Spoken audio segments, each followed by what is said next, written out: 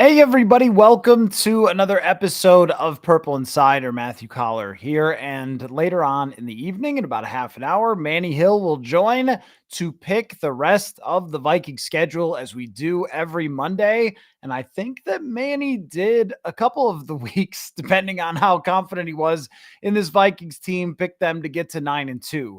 And here we are. The Minnesota Vikings are 9-2.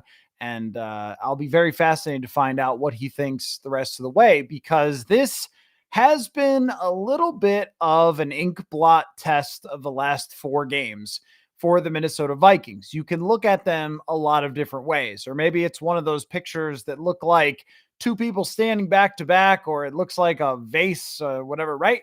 There's been a lot of that throughout these last four games. For example, when you look at the Jaguars game, do you look at it and say, they had the ball for 42 minutes and gained 400 yards? All they needed to do is just not throw interceptions, which doesn't happen each week. Did you look at the game yesterday as in they outplayed the Chicago Bears in every facet of the game and then allowed a ridiculous kick return, which almost never happens? Usually they kick it out of the back of the end zone, and then gave up an onside kick. Another thing that almost never happens when you look at the statistical chances. What's even the chances of one of those things happening, much less both of those things happening, which did to the Vikings yesterday, and they still found a way to come out with the win. So you could look at it like there's some pretty random stuff that's happened to keep other teams in the game against the Vikings over these last 4 weeks, and nonetheless, they came away with 4 wins, a 9-2 record, and a shot at a special season as we go down the stretch into the final 6 games. You could also look at it like they have had opportunities to blow these teams out the way that Detroit has been doing, the way that Philadelphia is doing, and they didn't finish the job in multiple occasions. Now, they should have had a 2-score win against Chicago. They should have had easily a 2-score win against the Jacksonville Jaguars, and yet they were not able to pull that off. Does that give you less confidence that they're actually a good team that will be able to beat these better teams, not amazing, down the stretch outside of Green Bay and Detroit, which are very, very strong. But the next few weeks, they're playing playoff contenders over and over again in the month of December. So the schedule going forward is not very easy. Do you look at it as, hey, like this is going to get worse, not better, because you barely got by those teams over the last 4 weeks? So I'm interested in how you guys look at that in the big picture of this team. I tend to lean toward the former, which is that it's very hard to win 4 games in a row, that average teams lose at least one of those, if not 2 of those, when some things go wrong. And it's a testament to how strong the Vikings are that they outplayed those teams in a lot of the quarters. Like, how many quarters did they play over the last 4 weeks? 17 quarters because of an overtime. How many did they win? How many did they have more yards, better time of possession, higher success rate, where you're getting a chunk of yards on each play? How many of those games did Sam Darnold play well? Certainly not in Jacksonville, but the last 2, he played extremely well. And I would also say Indianapolis, outside of 1 or 2 bad decisions, he played a really good game there. So over the last 4 games, we have this sample against no playoff contending teams. I don't think you're going to see even the Chicago Bears make a run for it with the schedule that they have. They're probably fading. They're probably talking a lot about draft position there. So the combined win percentages at the end of the year of the Vikings' last 4 opponents is probably going to be something like 25%. And the total margin of victory at the end of the day with those 4 games is not as high as it should have been. So you can look at it and say, well, it should have been higher with the way that they played, the performances that they got, the way Justin Jefferson played against Indianapolis, the way that Jordan Addison and TJ Hawkinson played yesterday, the way that Sam Darnold bounced back from that bad game to put together one of his best ever career performances against Chicago. And now there's been multiple opportunities for Sam Darnold to have that regression, have that collapse, and he just hasn't had that happen, and is continued to bounce back whenever anything went wrong, and has strung weeks together on multiple occasions now. And even I thought against Detroit and against the Rams, he played well enough to win if they had just been a little better on the defensive side, or maybe got a face masking. We'll never know against Los Angeles.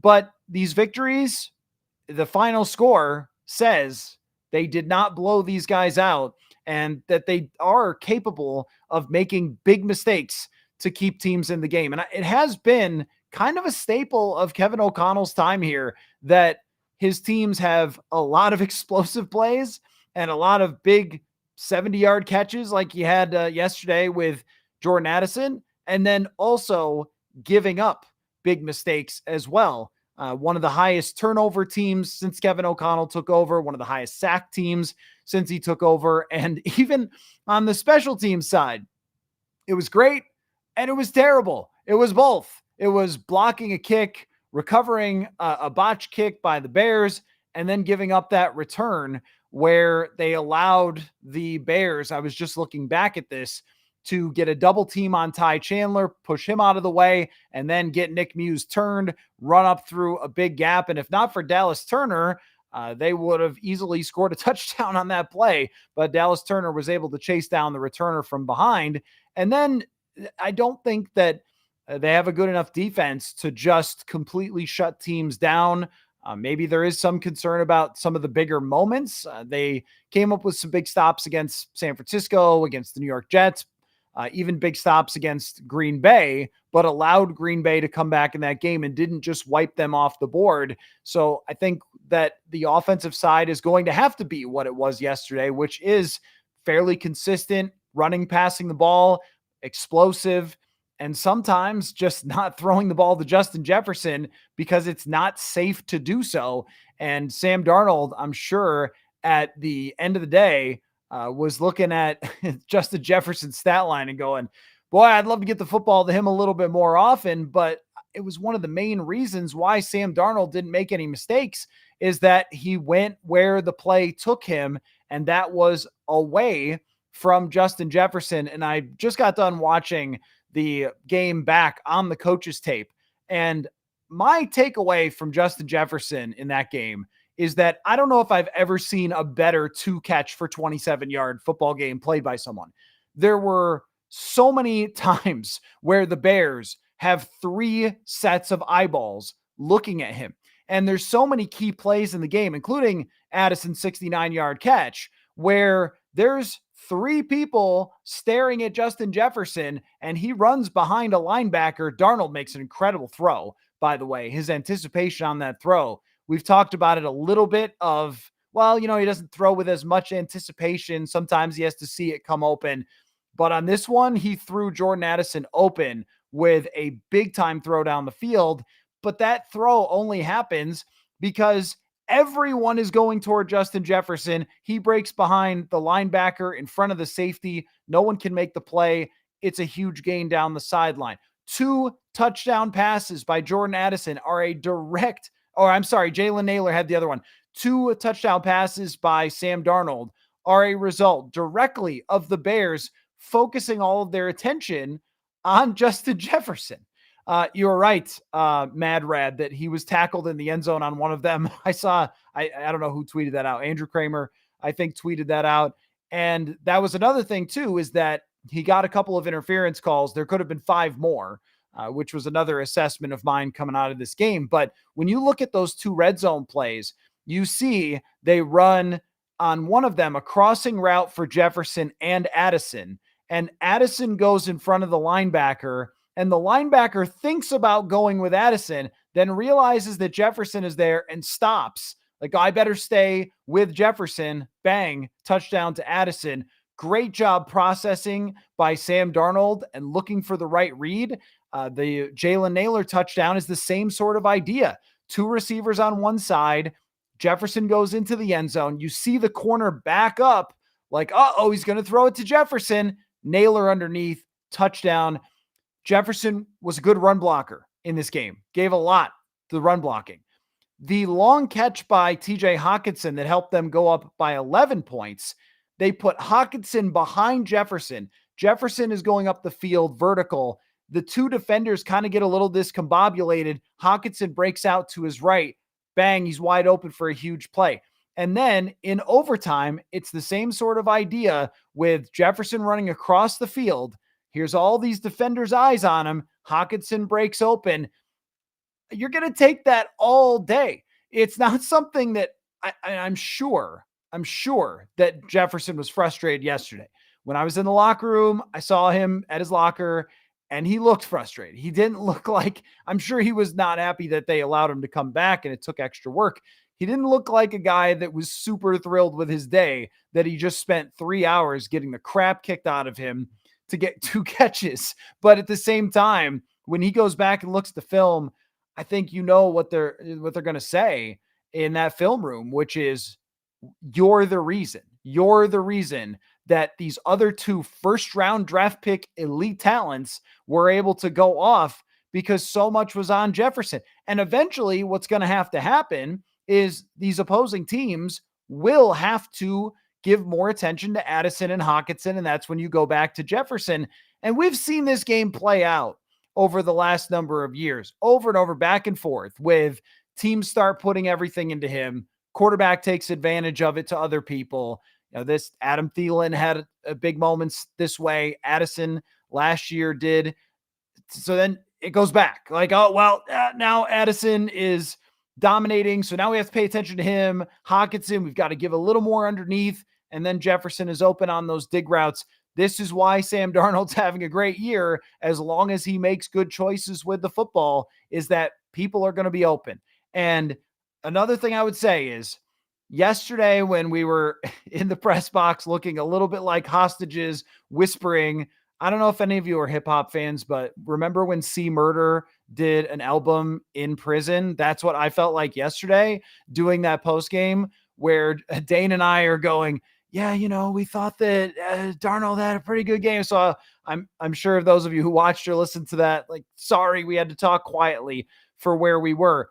But coming out, I forget now what my point was, but coming out of that game and doing the initial podcast, it was hard to maybe even fully recognize just how much that was the case, that they were putting that much. You hear that all the time. Well, they're putting all this attention into Jefferson, but just how much they did, you can't really tell until you get back, you pull open the tape, you actually look at how they were playing defense and what that meant. And the fact that Sam Darnold made good decision after good decision, if they have their full bevy of weapons, it's going to be really difficult for any defense to stop. And the Vikings offense might have to carry them at times, but they can do it with those weapons if they're open like they were. Another thing that I noticed was Kevin O'Connell went into his Kevin Stefanski bag in this game and pulled out him some CJ Ham. CJ Ham played a bunch of run snaps in this game and was really good.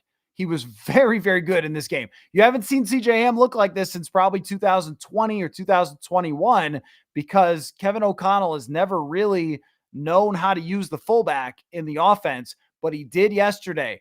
They lined up in I form. They had CJ Ham plowing forward. There's a couple of really excellent blocks. One where Aaron Jones patiently follows him. He hits the edge rusher, goes around the edge for probably 9 yards. There's a couple more up the middle where CJ Ham is the lead blocker. And then later where Ham goes one way, defenders follow him, and then Aaron Jones goes the other way.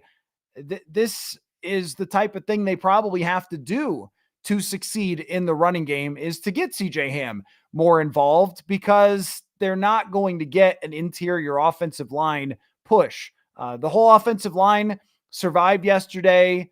There wasn't any catastrophic performances. Reisner didn't have a great PFF grade, but once again, I thought he was fine. He gave up a few pressures, but they're always these slow pressures where it's Darnold holding on to the ball too long, and they're not the same.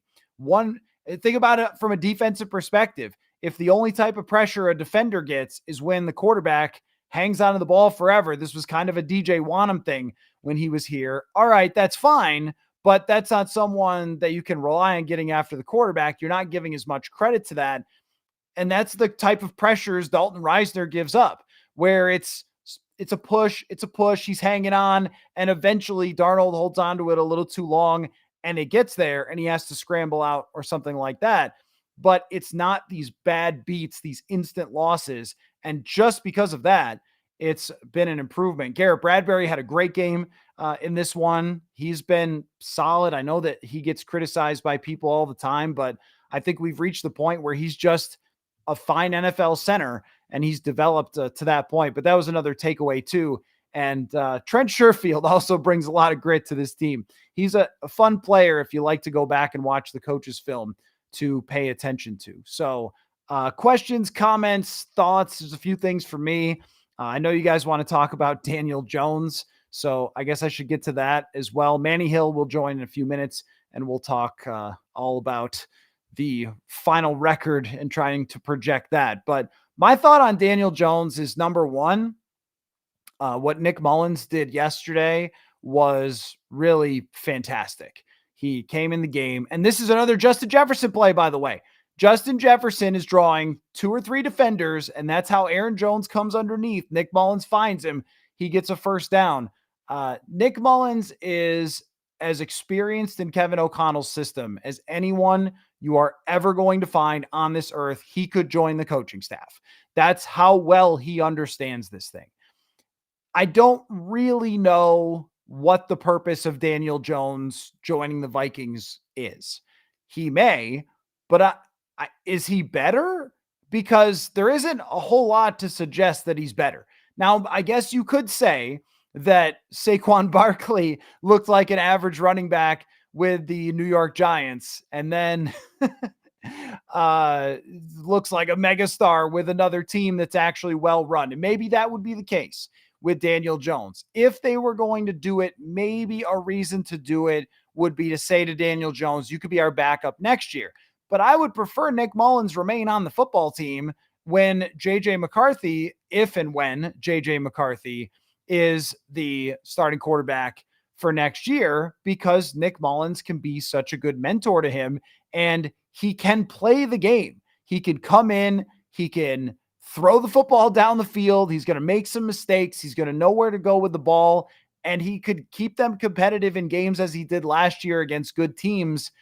Nick Mullins, statistically, is easily a better quarterback in his career. It's not the same circumstance. He was with San Francisco and then with Justin Jefferson, but still, in his career, he is a better quarterback. Quarterback rating, yards per attempt, whatever metric you like. The only thing that Daniel Jones does better is that he runs, and he's had all these injuries.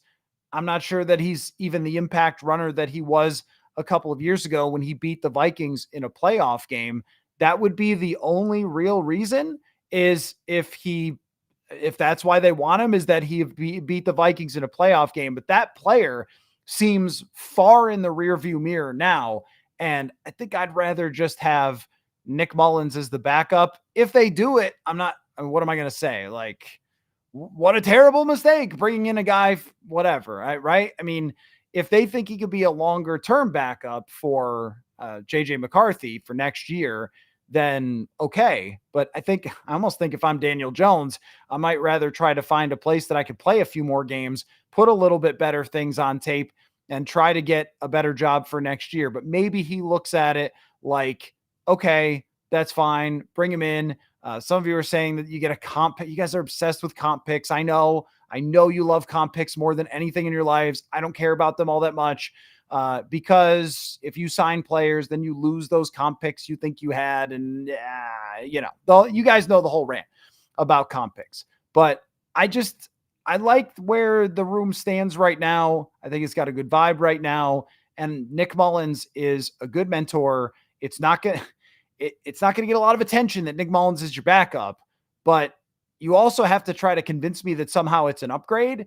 And someone who doesn't know the system at all, who's been absolutely horrific for 2 straight years, how is that better than someone who knows the system really well and put them in position to win games last year and could come off the bench, are you sitting Daniel Jones? Is he playing QB2 without knowing how to play for your team?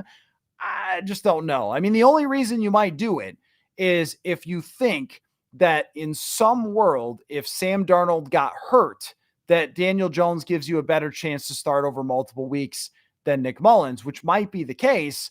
But then again, Daniel Jones has to learn the entire offense. Are we going to do a Josh Dobbs thing with Daniel Jones if Sam Darnold gets hurt? I don't know. I think I'd rather just have Nick Mullins try to play and average 9 yards a pass and throw 4 touchdowns and 4 picks and hope. I think I'd rather do that. But maybe some of you guys like it. Maybe you don't. I don't know. Maybe you can let me know if you're into that idea. So let me get to some of your questions here. That's funny. Gazinkad said they're doing so well. Manny is going to have to change one of the losses back into a win and have him at 16-1. That's the fun part about doing it with Manny. He gets really excited about wins, and then we've gone way up and down with the win-loss totals all year. They lose 2 games in a row. I think he might have sunk them to 10 wins, and then they win the next week, and he's got the back at 12. That's why it's fun, because everybody rides the roller coaster in the same way that Manny does. BAS Dry Dock says no Daniel Jones allowed. That is ALLOWED allowed. Yeah, I mean, I just don't really see the purpose. Like, what's the upgrade? What's the improvement? When Nick Mullins also makes big mistakes like Daniel Jones does, but Nick Mullins also throughout his career rips off big plays. And yesterday is just such a good example. He comes in the game. He is super ready. There's something to this. Nick Mullins is the most bought into being a backup quarterback person I've ever met in my entire life. He was, after the game, I talked to him. I don't know if anybody else did, but I think I was the only person to talk to Mullins. He was so jacked for Sam Darnold. Like, he talked to me about his play, and he said, the coaches did a good job. I'm just doing my job. I'm always ready, that kind of thing. But I said, hey, what did you think of Sam Darnold? And he was like, dude, Sam Darnold, people aren't giving him enough respect. He's been on, like, he got so jacked for that. He's fully bought into the job. This guy made the league by being a practice squad player. He told me one time he filled in at safety for the scout team because they were down with injuries and things like that when he was in San Francisco. He said that he tried to draw up the nicest plays when he was in San Francisco for everybody to make it so they could read it the best, so he could stand out in any way possible. Like, he has maximized to the extreme his abilities by doing everything and anything he possibly can to contribute to the team. That's what you want for your backup. And he also knows exactly where to throw the ball on every play. He could call the offense in his sleep. And TJ Hawkinson was telling me that he, on Saturday, goes through the entire game script, playbook, all that stuff, as if he's starting the game. Nick Mullins does. That, to me, outweighs some physical talent difference for someone that you're going to bring in who does not want to be a backup. Just because Daniel Jones is taller, I'm not sure he actually throws the ball better than Nick Mullins, but he is taller and he does run better. So there is that. But I don't really see the purpose. Malkill says, so we have 2 amazing kickers. What could go wrong? Well, when Will Reichert is good to go, he'll come back for sure. He'll be the kicker when he comes back. And Parker Romo, I imagine, based on some of the kicking around the league, Parker Romo will have a job, or maybe they could put him on the practice squad just in case that Reichert has any other type of injury down the stretch. But I mean, if you win a Super Bowl, Parker Romo, for his contribution in the middle of the season, will get a ring. And we will all remember the game-winning kick from Parker Romo, who has truly done a great job. How many kickers can you pull in off of the street that are kicking game winners and scoring every point in the Jaguars game? He's had a lot of work. Sometimes it felt like Will Reichert's not even being used this year over the first 5 weeks. And then Parker Romo comes in. He's got to kick field goals all the time and big game winners. But of course, Will Reichert is their franchise kicker that they plan on having for a long time. Maybe they can keep Parker Romo around if nobody decides to sign him just in case, but I guess we'll see. Let's see. Forgot how to say it. You told me just the other night. Mustin, sir. I'm trying. How much of the Kirk era was his contract or Spielman's constant mistakes in the draft on defense? Only started really watching a few years ago. Would be nice to know what was really the case. It's kind of a little bit of everything. Number one, Kirk Cousins was not a good enough quarterback to make up for differences in the defense. So if he didn't have the top defense, he wasn't going to create like you saw the quarterbacks doing yesterday, Caleb Williams, Sam Darnold over the last couple weeks. If the defense won the down, they just won the down. It wasn't like he could create extra first downs. I haven't looked at it this year. Maybe someone can tell me how many more rushing first downs Sam Darnold has than Kirk had. But it's a big deal to be able to scramble. So there was always that. There was a ceiling on Kirk Cousins physically that needed to be made up elsewhere. They never had a great offensive line, but they could never spend money on it. And it wasn't just that they paid Kirk, it was that they paid everybody else too. They paid Anthony Barr, they paid Kyle Rudolph. They did not make shrewd decisions. So it wasn't just the drafting, it was also that they decided to keep the wrong players at times, or players who were past their prime. And this is one thing that Kwesi Adofo-Mensah will never get enough credit for. It's not just that he signed this player, which, by the way, best signing in the NFL in this offseason, number 2 best, number 3 best, they might all belong to Kwesi Adofo-Mensah. Sam Darnold's the best signing of the offseason. Hands down, it's not close. A top 10 quarterback as a free agent, that is the best signing in a long time. Probably in the NFL. You're paying him $10 million. He's been a top 10 quarterback. And then Jonathan Grenard, my gracious, him yesterday. Van Ginkel, Cashman, all of them belong in the top list. So that doesn't happen if Kwesi Adofo-Mensah doesn't get rid of the right players. And not just Kirk, Thielen, Cook. He's not dealing with all this dead cap because those guys went past their prime. And then, or how about Danielle Hunter? Realizing there's someone out there, Jonathan Grenard, who is a better fit for Brian Flores. Hunter is a wonderful player, an all-time great Viking, but this guy is actually a better fit. And now he's playing the best football of his career. So that was one thing. I thought that their loyalty to the guys who were there from the 2015 to the 2017, overpaying. Anthony Barr was a big deal for the Vikings defense, but you can't pay him that. It's going to hamstring you for what you need to do. You can't overpay a Michael Pierce, who they signed and barely got any games out of, or even a Delvin Tomlinson, who's a nice player, but Jonathan Bullard is doing a lot of the same stuff. And that's just not shrewd decision-making. And then, yes, if you fail on all the defensive draft picks, that's exactly what's going to happen there.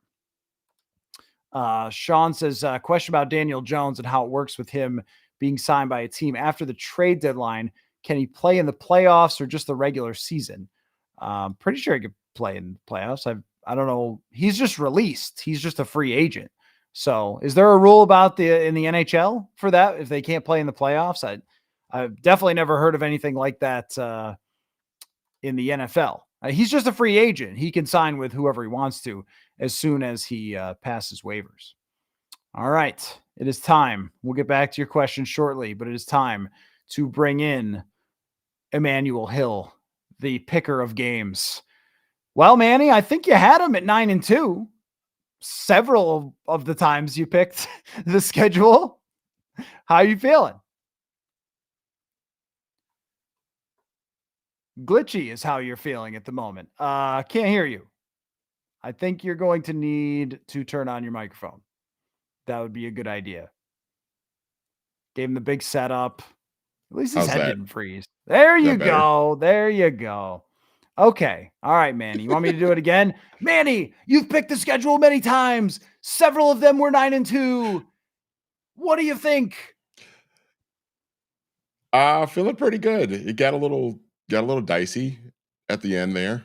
Oh, by the way, I see you just took a swig of Dr. Pepper, so I have to what do you got there? Cheers to you, my friend. All right. Yeah, there we go. All right. Yeah, someday they're going to contact this show and sponsor it.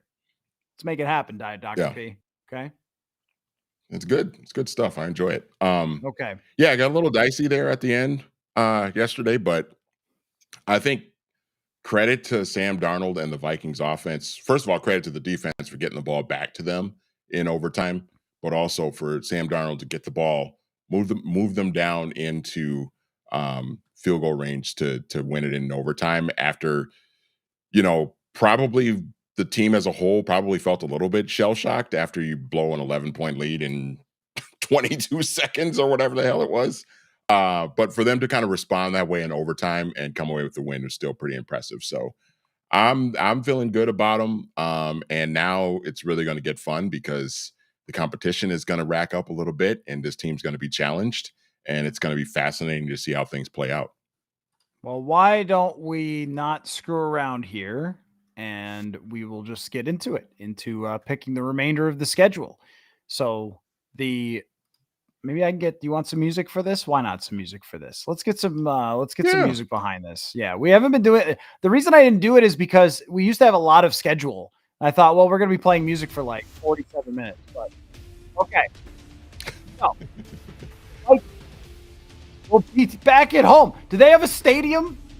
They have not been at US Bank Stadium in what feels like for absolutely freaking ever. The last time was what? Was it the Colts game? And before that, it had been a while as well. Then it must be the Texans. Oh my gosh. They have not been at this stadium. Lions.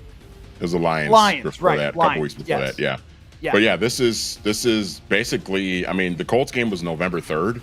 This coming game is December 1st. So basically it just went a whole month without a home game. So that's, well, let's hope that no protesters were hiding out in there ready to propel themselves from the ceiling over the last month. They had a lot of time to plot. Anyway, Vikings and Cardinals at US Bank Stadium, noon o'clock. It'll be Dick Stockton and Matt Millen on the call. No, I'm just kidding. But every old game I watch is Dick Stockton on the call. Do you think they win? I was about to say, are they really going to be calling that game? No, I would have laughed hysterically. Because Dick Stockton, one of my favorites, he's like 80 years old. I think he's retired now. But anyway, do the Vikings win this game? I'm going to say no. And I know the reason. I know the Cardinals looked awful against Seattle yesterday. They looked really, really bad. So you have to kind of wonder how they're feeling going into this game. But I think what I'm going to factor into this is that the Vikings are coming off 3 straight road games. And obviously they weren't like completely outside of the state of Minnesota for the entire 3 weeks. They came back home, had practices every week and all of that stuff. But that's a lot of traveling over the 3-week period of just going to, flying to Jacksonville, then flying to Nashville, then flying to Chicago. They can kind of take a toll on you a little bit. And with this past game yesterday going into overtime too, having to play a little extra football, I'm going to give the Cardinals this win. I think it'll be close because the Vikings will be at home. But I still think the Cardinals are at least a respectable team. They didn't look great yesterday. I can kind of see this being a game where Arizona wins. And also the Kyler Murray factor about this, we can talk about this later this week maybe. Watching Caleb Williams use his mobility and use that to his advantage kind of makes me wonder if like a more seasoned guy like Kyler Murray is going to be able to take advantage of that a little bit more and put some points on the board. So I'll give the Cardinals a win in a close one for this one.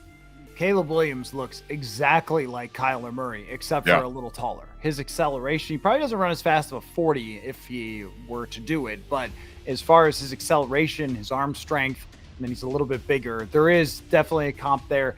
This is one that, because they're at home, I feel like I want to pick the Vikings. I don't think Kyler Murray played very well against the Vikings must have been 2022 that they played at US Bank Stadium. But it has all the things aligning, as you mentioned. Go to overtime, play in the NFC North. It's a really tough matchup. It's a long and physical game that you play on the road. Then you have to come back and play a team that is really ticked off. They were bad. Their coaching staff is going to be all laser set to trying to win that division, which is their only path probably into the playoffs. They need a win in Minnesota desperately. though, and it's just very difficult to win 5 games in a row. If you play with your food with Arizona, a little more likely to beat you than Tennessee or Jacksonville or even the Chicago Bears, who just can't stop getting field goals blocked. At the same time, how good is Arizona really? How good is Arizona's defense really? How good is, I mean, they have one weapon who's great, and they have another tight end who's pretty good. Tight ends haven't really killed the Vikings this year.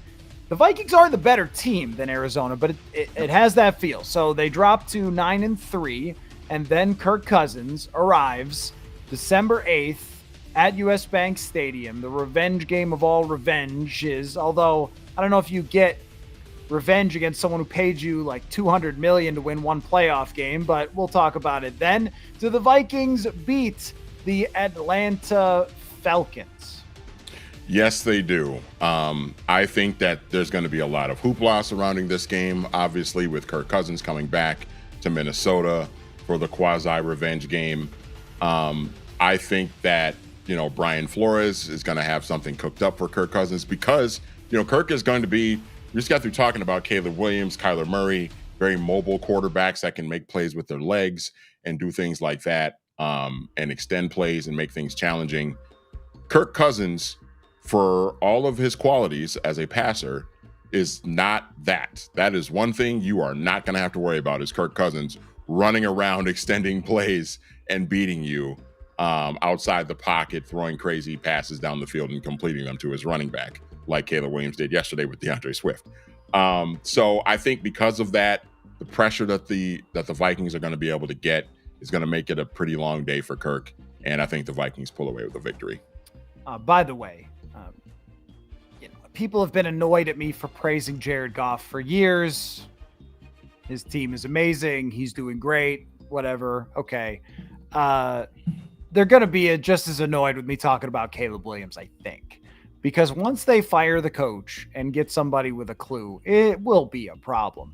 It will not be unstoppable as it wasn't yesterday, and he's going to have his flaws.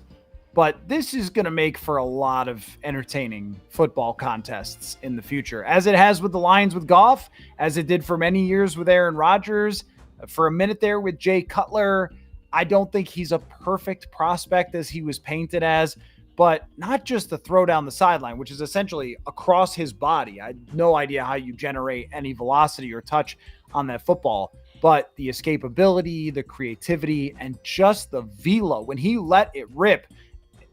Those balls almost always get knocked down by Vikings players or picked off by Vikings players, and they went whizzing right through fingertips, and that was amazing to watch. So his development, if they don't entirely botch it, but he might be too good to completely throw it away, kind of like Kyler was. He's too talented to just throw that guy away. So that'll make for some really exciting matchups every time the Vikings play against the Bears in the future. But all right, so you got the win against Atlanta.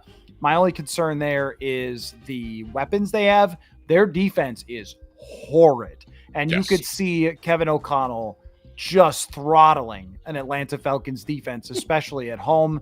So that makes them a 10-3 football team playing the Bears at home December 16th, a matchup that I suddenly really want to watch again. I didn't know what I was getting into there yesterday, and that was one of the more fun games that I've covered, just as far as a dash of madness, a lot of great performances, entertaining plays, superstar plays left and right, and then we get to do it again December 16th under the bright lights. Do the Vikings win that game? I'm going to say yes. I think the Bears, looking at their schedule, let's see, they've got, the Bears. Okay, so the Bears play Detroit Thanksgiving this week, and then they're at San Francisco. Okay, so this will be interesting because this Monday night game, Vikings-Bears on December 16th, this will be the third of 3 straight road games for the Bears. So that's going to maybe be a factor in this as well. Maybe they're going to be a little bit worn down. Although, it's going to be a Monday night game, so they'll kind of have that extra day after playing the 49ers the week before. And also, so that's two of the most physical teams in the league. I mean, the 49ers are struggling. especially without Brock Purdy, but they are still going to beat you up. So Yep. on the road to the Lions, on the road to San Francisco, they may be in quit mode by the time they arrive on Monday Night Football. I guess we'll see. But I would agree US Bank Stadium is going to be harder on Caleb Williams than it was yesterday, which was not a Vikings fan takeover. It's the first road game I've been on, I think, this year. Well, Green Bay is always mixed because it's such an easy drive. That's always like 60-40 Packers fans. But it was Bears. That was a Bears crowd for sure. And he had the advantage there. Will not have that advantage at US Bank Stadium.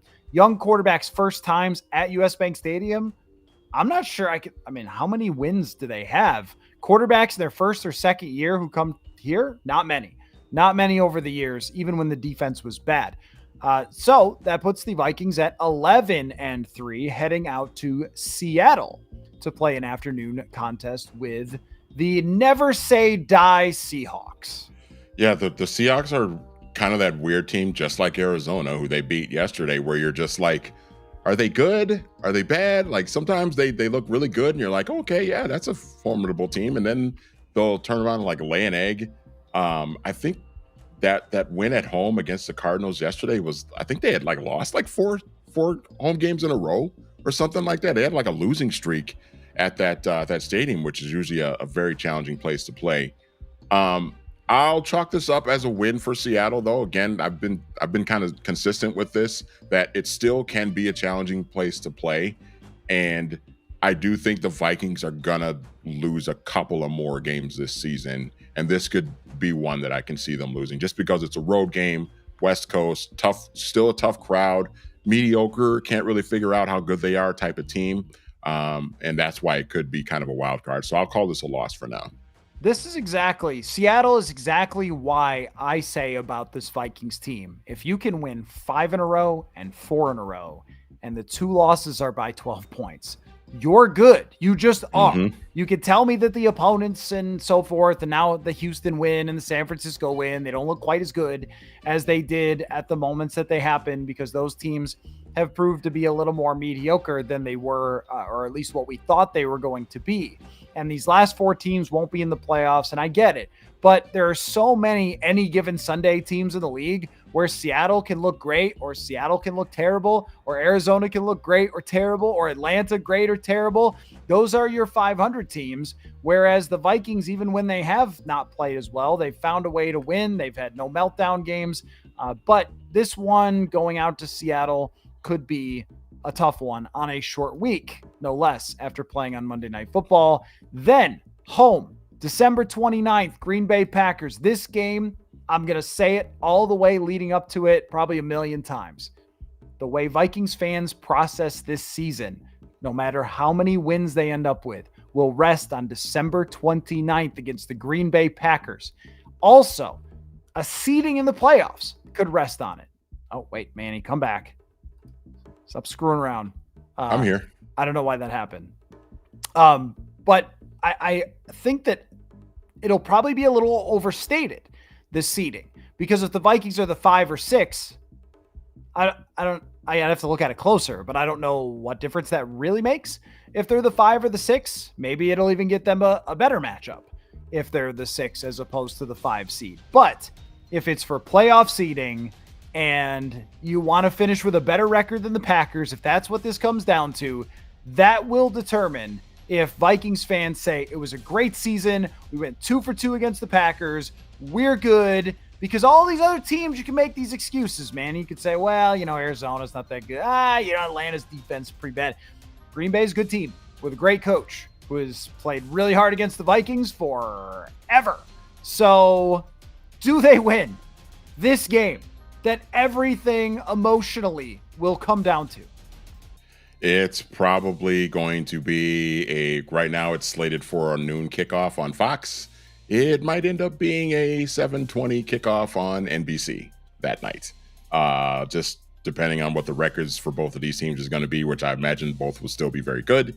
And I actually really like this game for the Vikings because they're going to be at home.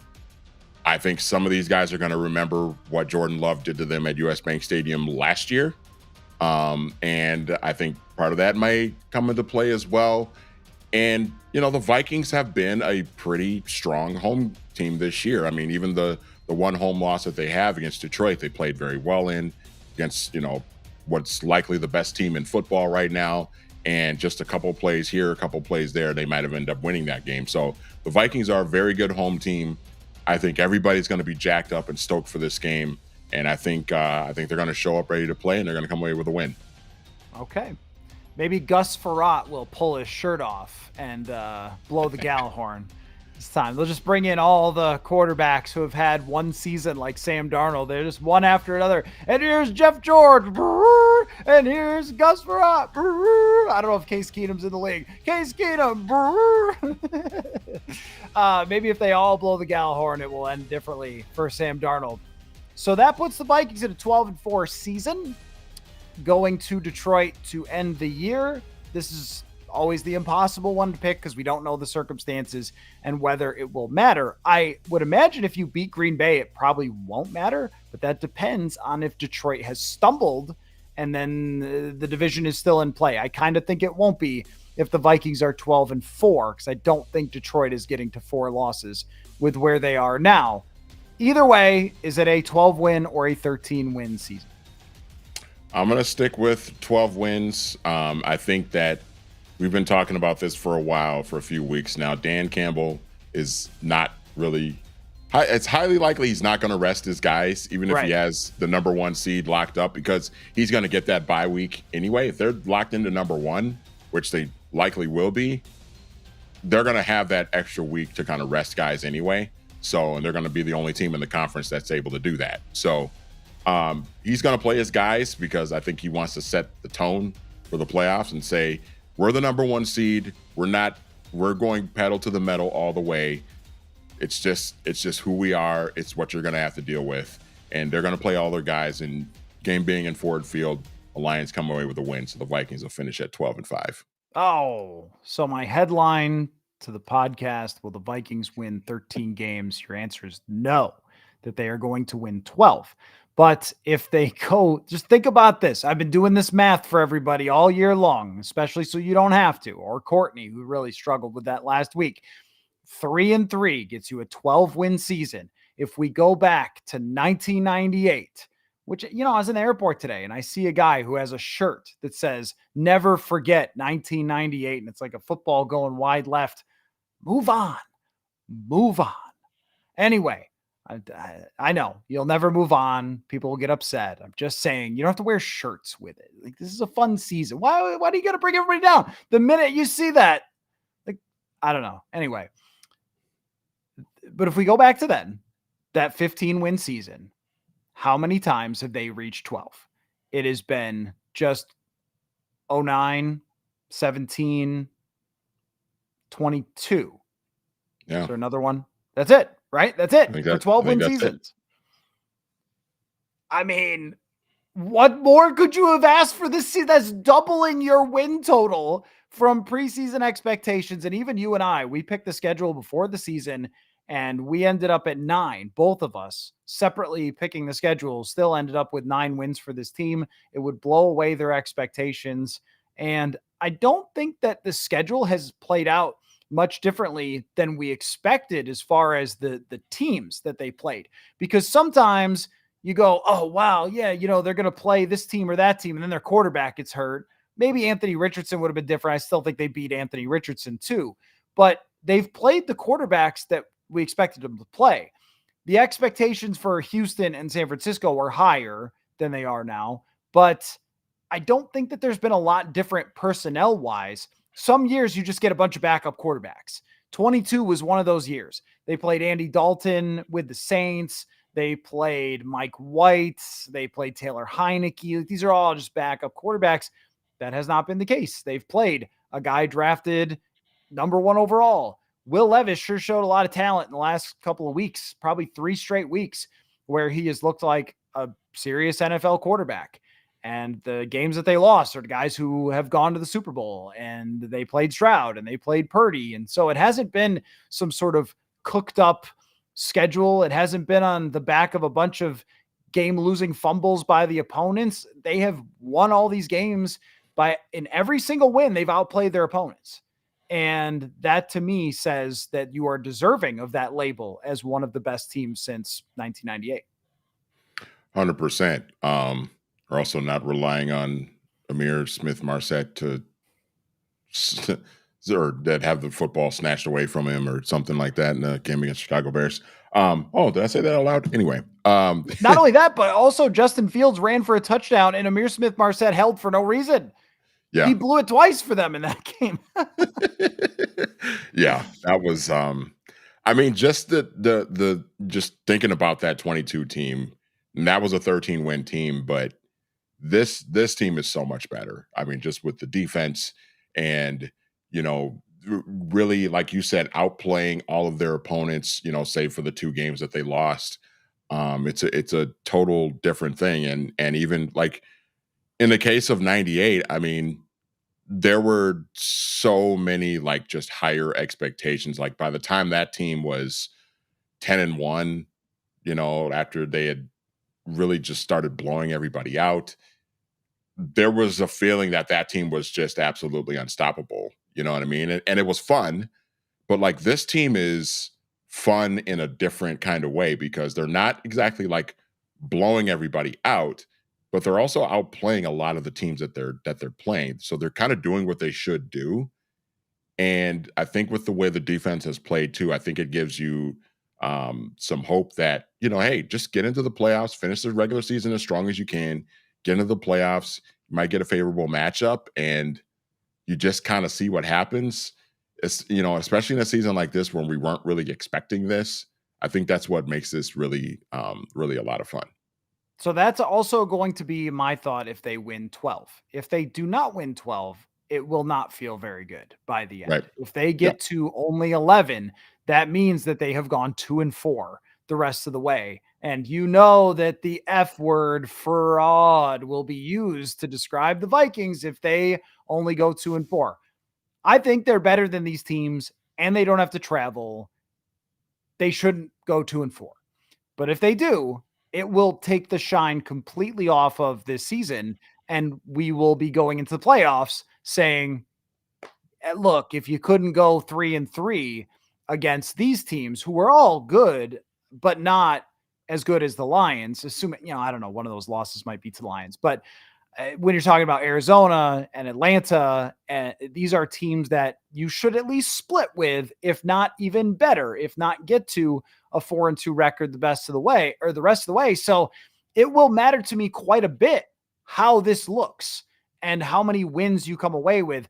Also, Sam Darnold is playing his best football of his career, hands Yeah. down.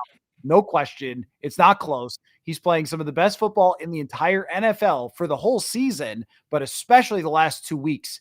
There might be an argument he's been the best the last 2 weeks quarterback in the entire league. And that's got to keep going. It can't just peter out into December. It has to remain strong because I don't think that their defense is just going to win these games on its own.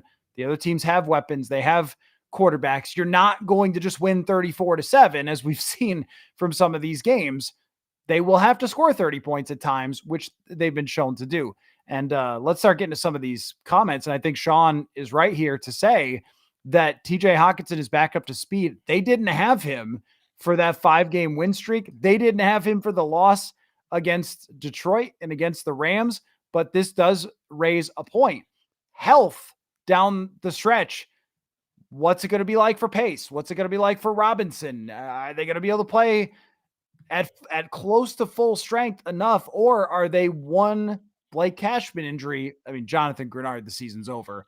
One, Yeah. right? I mean, even Andrew Van Ginkel would be extremely tough to lose, or Stephon Gilmore. They lose a corner and you're playing Fabian Morrow. Caleb Evans is gone. Yeah. It's a little thin ice, and they've been very healthy. That's the one luck element of this year. They've been very healthy outside of Darisaw. That's got to sustain, or we're not going to go into the playoffs with much confidence. 100%. I mean, you said, I mean, they lose Jonathan Grenard. They lose either one of those edge rushers. It's going to be a huge, huge, huge problem. I mean, we saw how this defense kind of struggled a little bit when Blake Cashman was out of the lineup. And some people say, oh, it's just a linebacker, but That's your green dot linebacker. That's the guy that is telling everybody where to be and telling everybody what to do on defense. And, when you don't have that guy that knows how to do that at a high level, you're just going to have problems. And we saw that against Detroit. We saw that against the LA Rams. So it's going to be, ever so important for all of those guys, all of those number one guys on defense to stay as healthy as possible. Even a guy like Harrison Phillips, they need him to kind of be sort of that anchor of the interior defensive lineman. Although Jonathan Bullard was pretty good yesterday, had some moments. But again, like you lose one of these guys, it can have kind of a domino effect because then it impacts what everybody else on the field is able to do. You lose Stephon Gilmore, that puts a lot more pressure on Byron Murphy and Shaq Griffin. They have to be even better than they've been. So they're going to need everybody to stay as healthy as possible. And to your point about Sam Darnold too, let's give him a ton of credit, not just for playing well yesterday and these last two games, but the ability to bounce back from the Jacksonville game where everybody was, as soon as the Jacksonville game, all the national people, all the national pundits who were kind of crapping on Sam Darnold were like, yep, see, that's the Sam Darnold we know. That's the Sam Darnold we're used to seeing. And we haven't seen that. We haven't seen the bad Sam Darnold since then. So credit to him for bouncing back and not letting that Jacksonville game kind of linger and kind of become a trend since then. And if he continues to play this well, the Vikings are going to have a shot here. It's going to be really fascinating to see how everybody kind of just finishes the season, stay healthy, and if he continues to play at that level, this is going to be fun. You cannot understate how much Hockenson coming back means to projecting Huge. Darnold going forward. Yep. That's a wide receiver too. He's just really big, but he's getting explosive downfield plays. They run him receiver routes. The other team just doesn't know what to do with it because they'll have another tight end out there. They'll have CJ Ham out there. And it's kind of clever when you have Hockenson out there and CJ Ham. Hockenson is wide receiver 2 or 3, and Ham is really more like your tight end because he's in there blocking and maybe leaking out. They don't ever really throw it to him, except for when it bounced off his face yesterday. He never saw that coming. But with Hockenson, he runs downfield routes as much as any tight end that I've ever seen. It's like Shannon Sharp going downfield as much as they use him that way. That's a different dynamic than just getting a check down tight end where you can throw it underneath. This is a guy who is a downfield weapon and had multiple big explosive plays yesterday. That's enormous. Jordan Addison being healthy and now confident. I think that one-handed catch in the end zone against Indianapolis kind of flipped the light on. And how about this for a stat, Manny? And this is why we try to evaluate things in the middle of the season, but we need bigger sample sizes. And I remember saying that KJ Osborne that one year, we were going, where's KJ Osborne? What's the deal? And then he had several huge games. And by the end of the year, he's got the same statistics. Jordan Addison averages more yards per game this year than he did last year. Now, after yesterday's game, because that's how it works. When you're a wide receiver 2 or 3, sometimes it's huge. Sometimes it's not as much in terms of your production. But that, as far as the consistency for Darnold, it just keeps going. He was good with San Francisco in very small usage. He was good with Carolina in 2022. Now he has continued to be good. This is someone with the talent.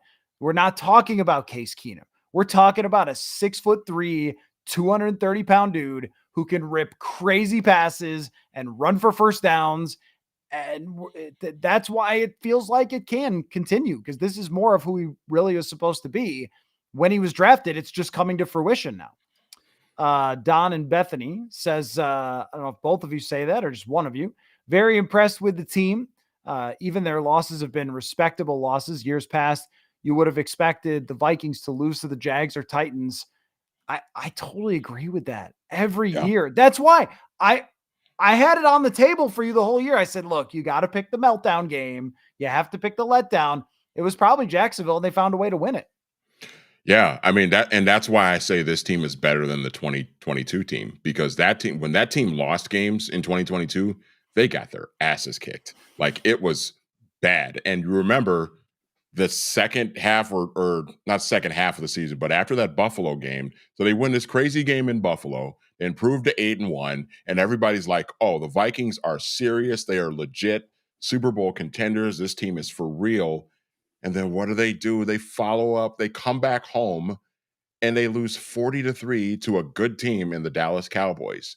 And then it's like, okay, what was that, And then they go into Green Bay against a mediocre Packers team that's just, Aaron Rodgers is salty and mad at the team right now and all of this stuff, and they get their asses kicked again. And it's like, okay, like this is this team probably are, these guys probably are frauds. Like, let's just be real. And, we found out in the playoffs against the Giants, they kind of were, and this is different though. This feels different. They haven't had a Dallas Cowboys or at Lambeau Field in 2022 type of game yet this year. Even in the two games that they lost, they had chances to win those games.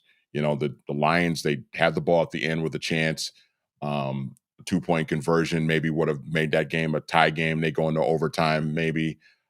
Even against the Rams, the defense got carved up a little bit by Matthew Stafford and those receivers. But again, play here or play there. If Jalen Naylor doesn't drop the ball at the 5-yard line, that maybe changes things for that game. And then maybe they win that game and they're 10-1 right now instead of 9-2. So this team I think is really good.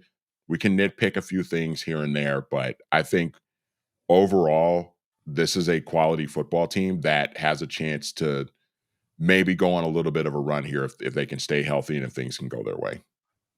Naylor did a good job scoring the touchdown yesterday, but also still mixed in a drop that would have been a first down. Yeah. And I'm kind of for playing Trent Sherfield more if they're going to use that player.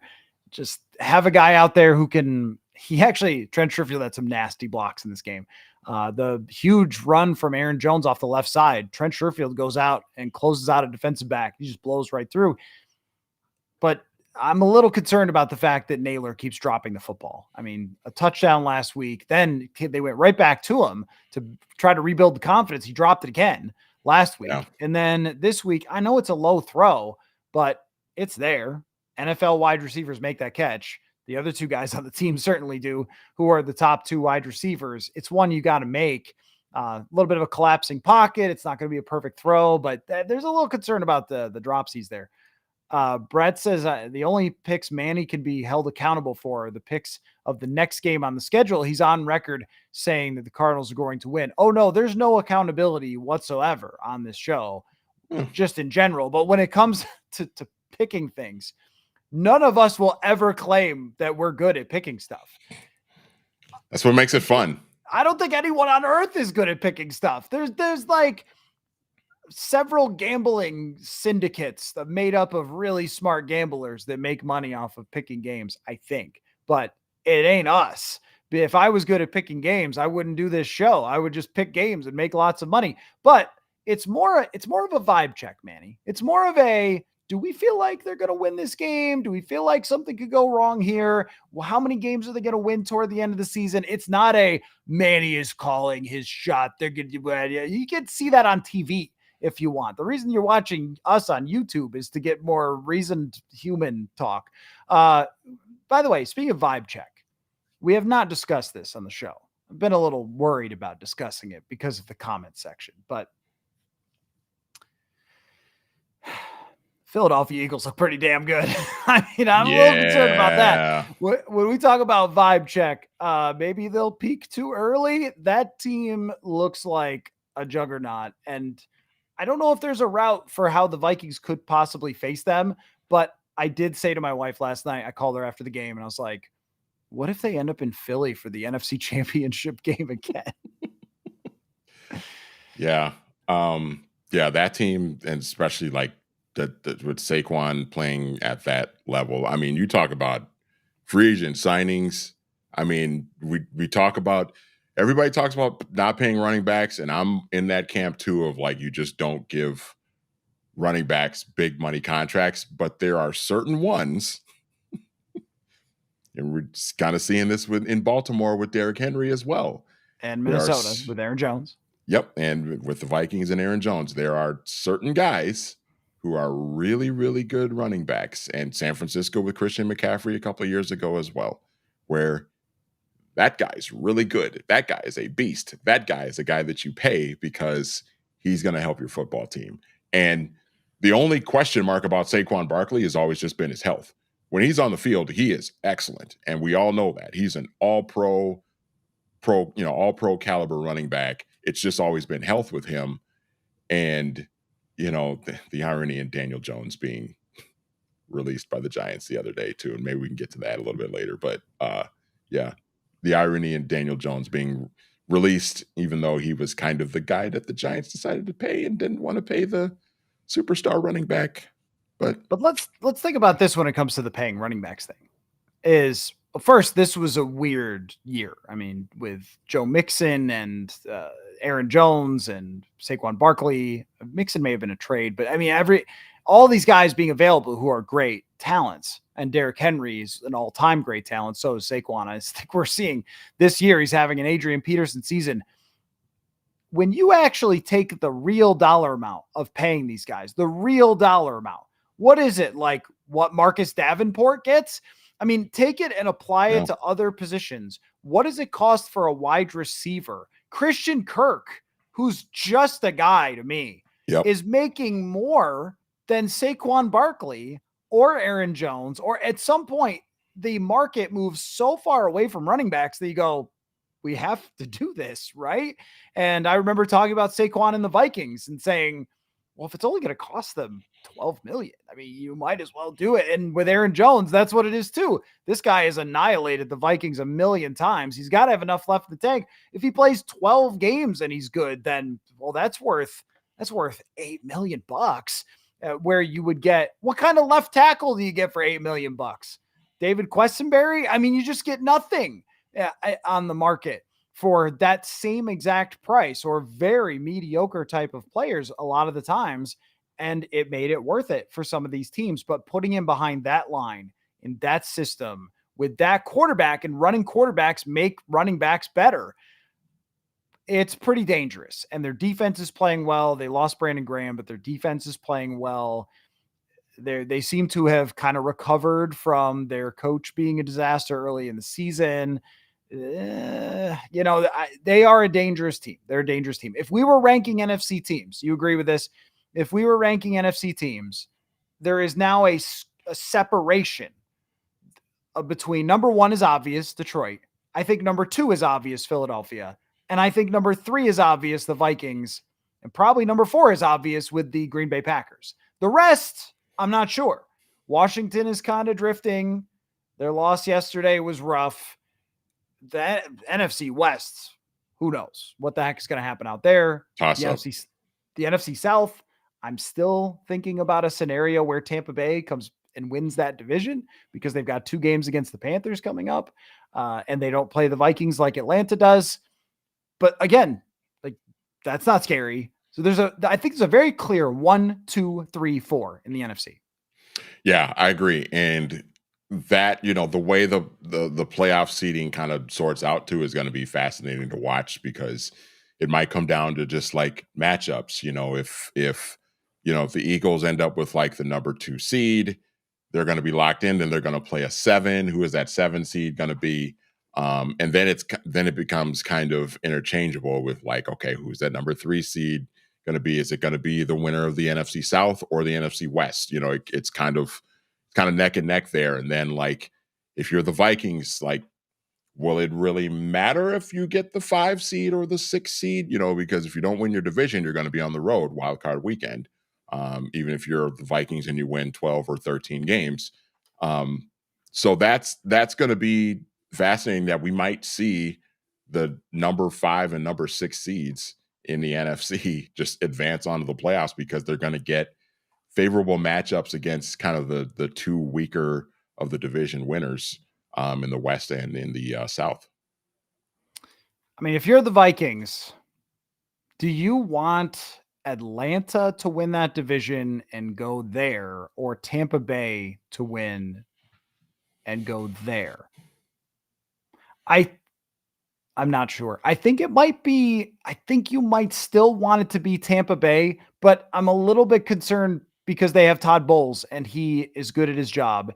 And I Yeah. think I would rather face, and they did a great job against the Vikings offense when they played them to start last year.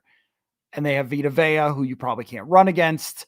Atlanta's got 100 types of crap on their defense. They just stink. They just are a horrible, horrible defense. I would rather Kevin O'Connell play a horrible defense than play against Tampa Bay. I would personally rather travel to Tampa Bay in the middle of the winter, but I think you want to be in Atlanta. And Philadelphia went down to Tampa Bay and lost last year in the playoffs. Yeah. Yeah. I mean, I like the idea of going up against a really bad defense because that will open things up for Sam Darnold to just have a terrific game. And it's in Atlanta, it'd be in a weather controlled, you don't have to worry about the elements. You're on turf, so all the speed that you have should work to your advantage.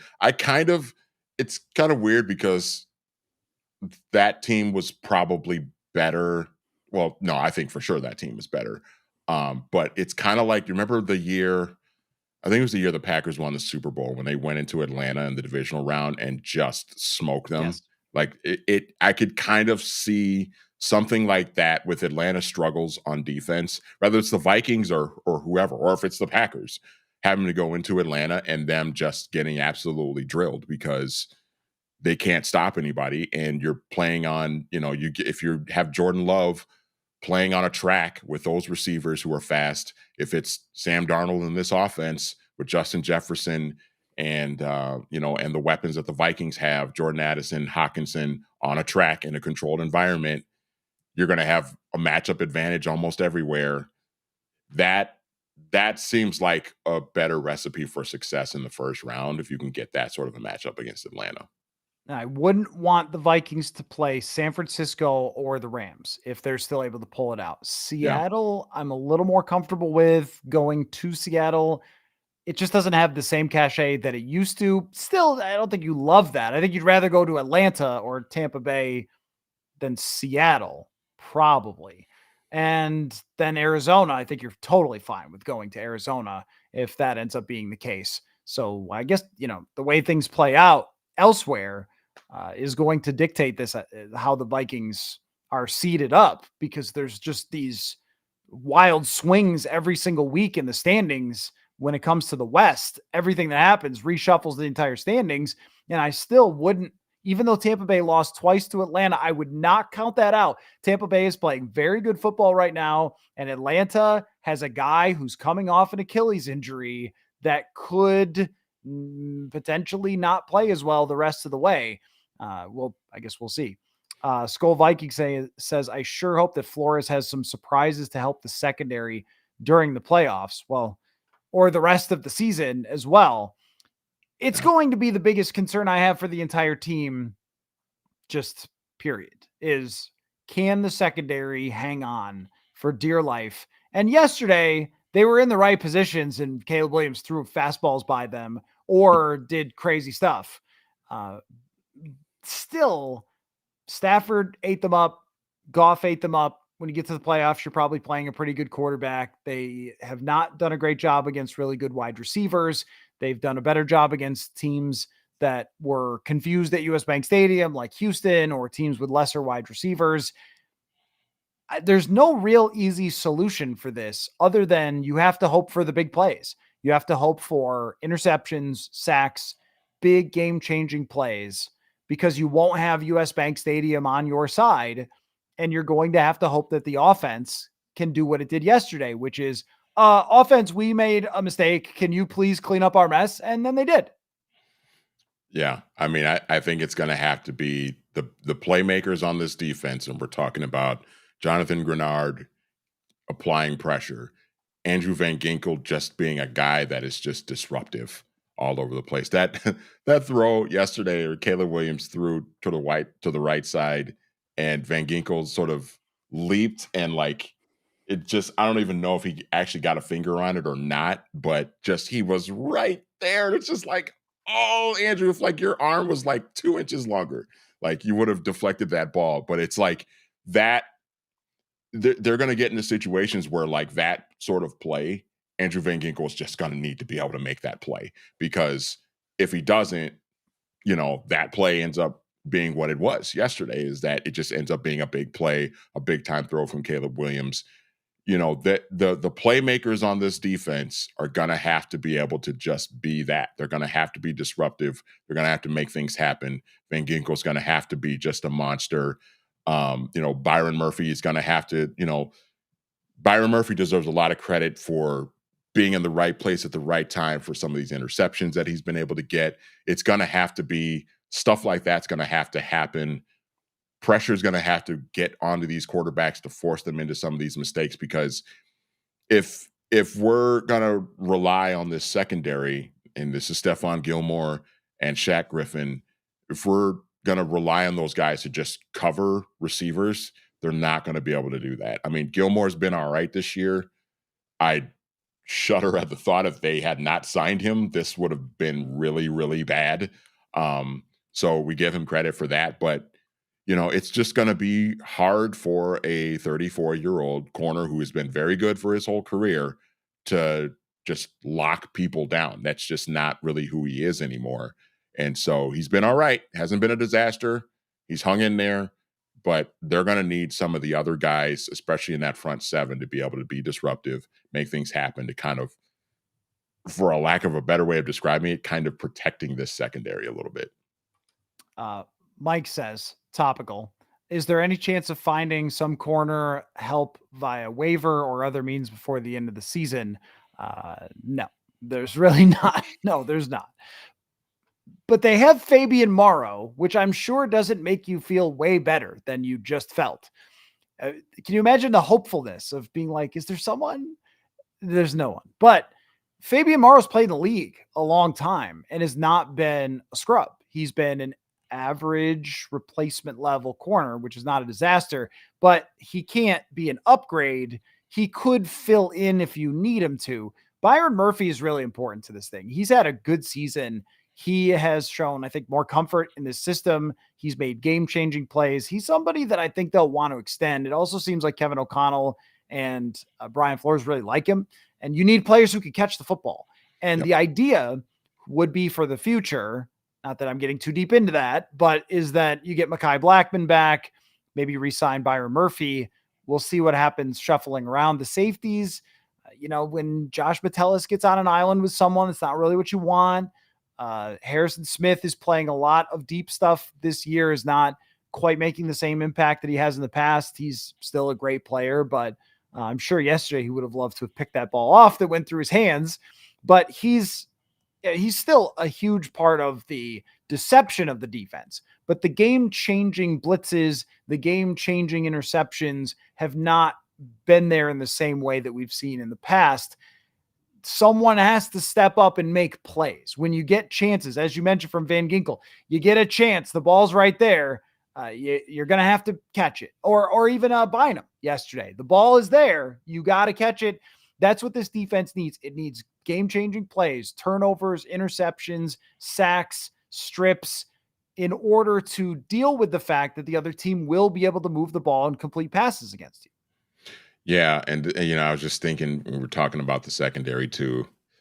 This is where losing Mekhi Blackmon at this, back in training camp, and again, he was young, had some flaws as a rookie last year, but like, this is where like somebody like him who's going into year 2 and maybe has developed a little bit more, just as kind of a rotational corner that can come in and give some of the older guys in front of him a little bit of a break.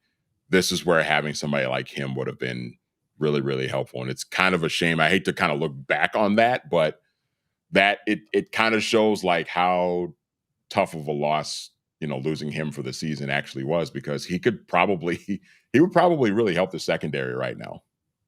Oh, he certainly would. And he was someone that you could play a little more, I think, man coverage, but that's a bit overstated. He cover a lot of ground is maybe the biggest thing. And that's something that Stephon Gilmore can't do quite as well as he used to. They're always going to have people in the secondary, one guy shorthanded, because they're blitzing so much, which adds additional pressure to them. They will look worse at times, but then they will look better at times when there's pressure on the quarterback. It's one of those things where you're rolling the dice every time. And there were a few plays in the game against Chicago where you roll the dice and Andrew Van Ginkel is this close to just ripping the dude down in the backfield. And instead he gets away, creates an explosive. And that's going to happen. They have to make up for it with game-changing type of interceptions and sacks. Another Mike says, is this not the funnest season in the last decade? I feel like we're playing with house money and who knows how it winds up. It is. I don't know how to compare it yet to 2017. 2017 was so wild and so unexpected. I was way more shocked at that than I am at this because I knew all the defensive players they brought in, and all of us said about Darnold. We all said this during the offseason. Couldn't it be one of those Jeff George? Like, couldn't we all saw it coming? Mm-hmm. In no universe did I see Case Keenum coming. And then also in no universe did I see a Minneapolis Miracle coming. And that just stands out as its own thing as far as when you talk about the last decade. Every other season, though, yeah, I mean, this kind of blows it away. 2022 was fun. It was entertaining. It certainly was entertaining. I mean, if you like crazy endings to games and heart racing and gripping the edge of your couch and leaning forward in the press box, what's going to happen here? There was a lot of that. But there was just this black cloud over it the whole time of, I don't think it's real. Is this what you really want? Should you have tanked? To like that discussion was there. I remember after the season, here's the difference between this and 2022. After the season, the day after it ended, and Kirk checked down on 4th and 8, I said to Brian Murphy, was it worth it? And Murph goes, no, it wasn't. It just wasn't. Yeah. And they still end up with Jordan Addison and a good draft pick, and they got their quarterback and all that stuff. All's well that ends well. But at the time, did it feel like it was worth it to win those 13 games in a bunch of ridiculous ways? And we both kind of agreed, not really. If they win 13 games and get eliminated in the first round and we say, is it worth it? Oh, absolutely, it was worth it because you proved a lot of things this year. You do have a coach who can reach a quarterback. You do have an infrastructure that will raise the level of a quarterback's play. You do have a general manager who can go into free agency and work with his coaches and build something that is really excellent without hitting on some key draft picks. And also whose shrewd decisions years ago paid dividends with the money that he was allowed to use. You've proven a lot of things already just being at 9 wins here today. So even if it's a disappointment in the playoffs, you could still look at this season as, well, this moved the ball forward as opposed to 2022, which was the dead end. And then it was, well, I guess we competitive thing rebuild now. That it won't feel that way this year. Yeah, I mean, I think after 2022 ended, there were so many debates about the 4th and 8 check down with Kirk, and then it was like, do they run this back again? Like, do they bring Kirk back, or should they trade him, or like, what should they do with that? I think, you win 13 games this year, and if you get bounced in the first round, I think you look back and you say, okay, this season was fun. It was great to see Sam Darnold sort of revitalize his career, and then that you have the young quarterback in place so that if you feel like you want to say, all right, Sam, thanks for the memories. This was a fun season. Best of luck. You've helped yourself out now. You can go out in the open market and somebody's going to pay you a nice contract. Good luck to you. Thank you for this 2024 season. Let's move on to JJ McCarthy now.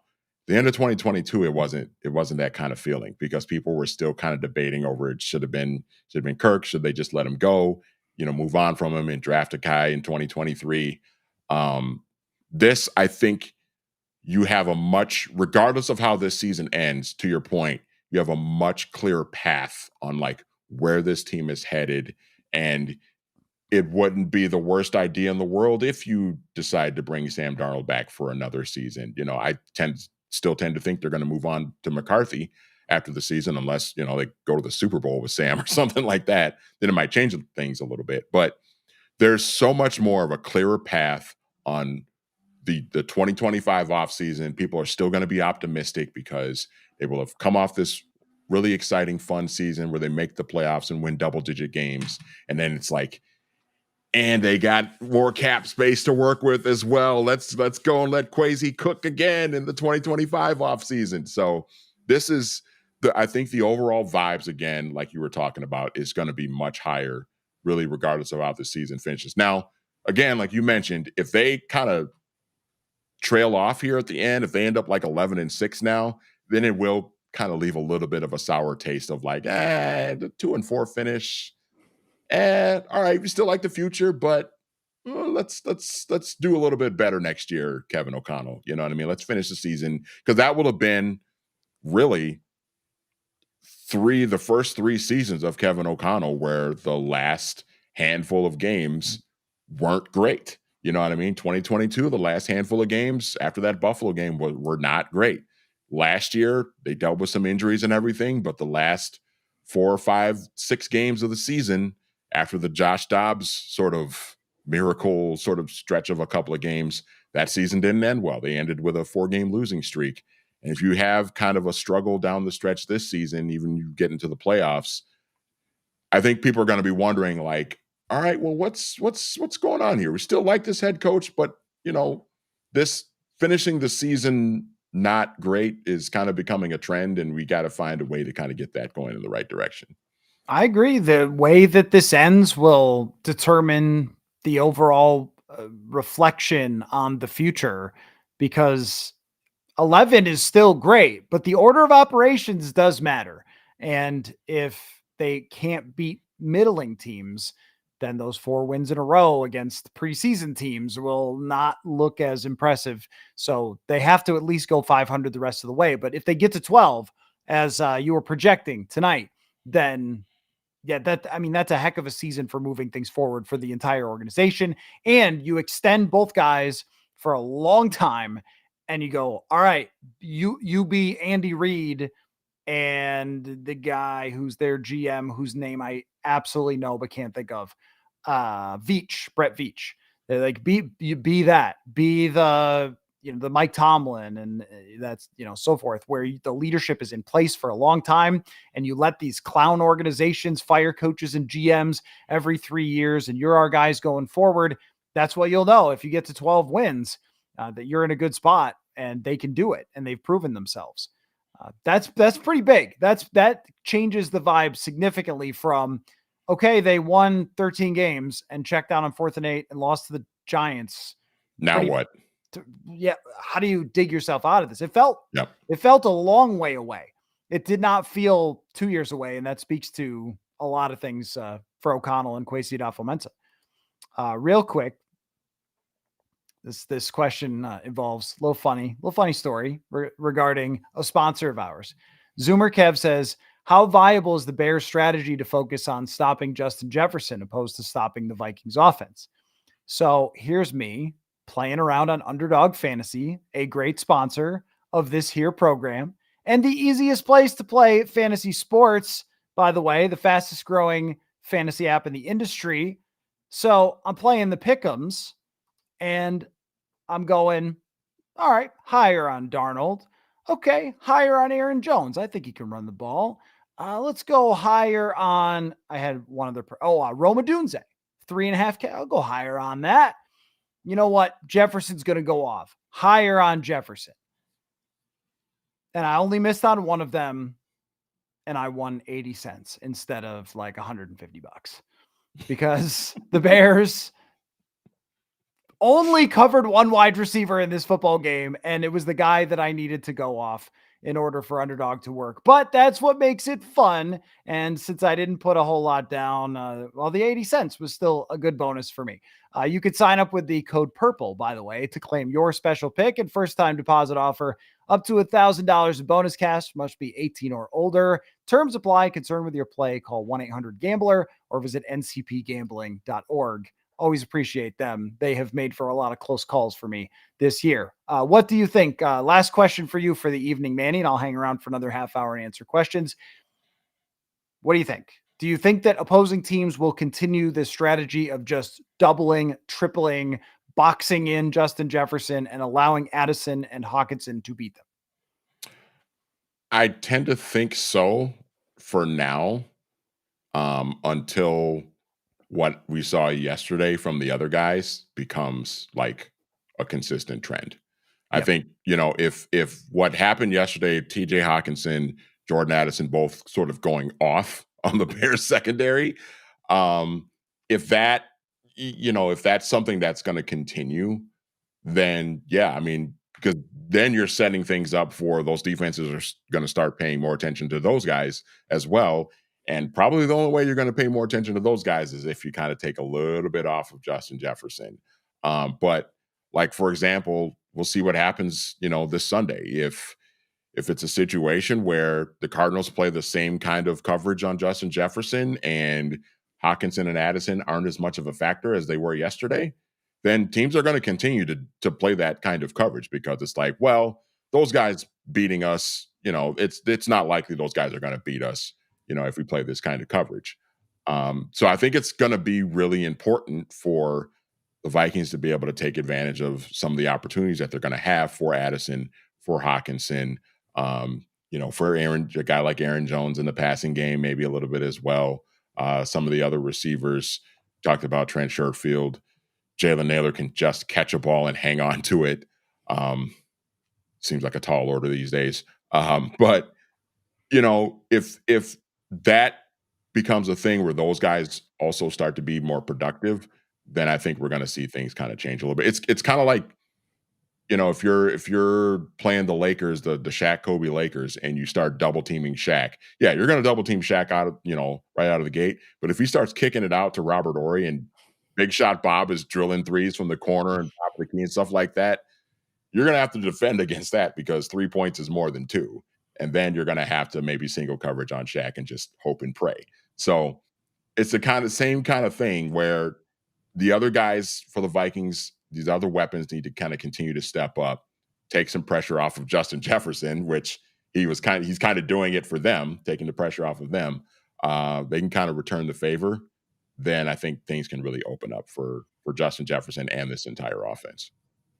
Yeah, I don't think you could just keep doing this and because the other two guys are first round picks. This is why, how many years, Manny, was I just saying, just draft another receiver, just draft another receiver, just get another player, get another skill player, because once you got a certain number, they can't guard them all. And yesterday was quintessential. They can't guard them all.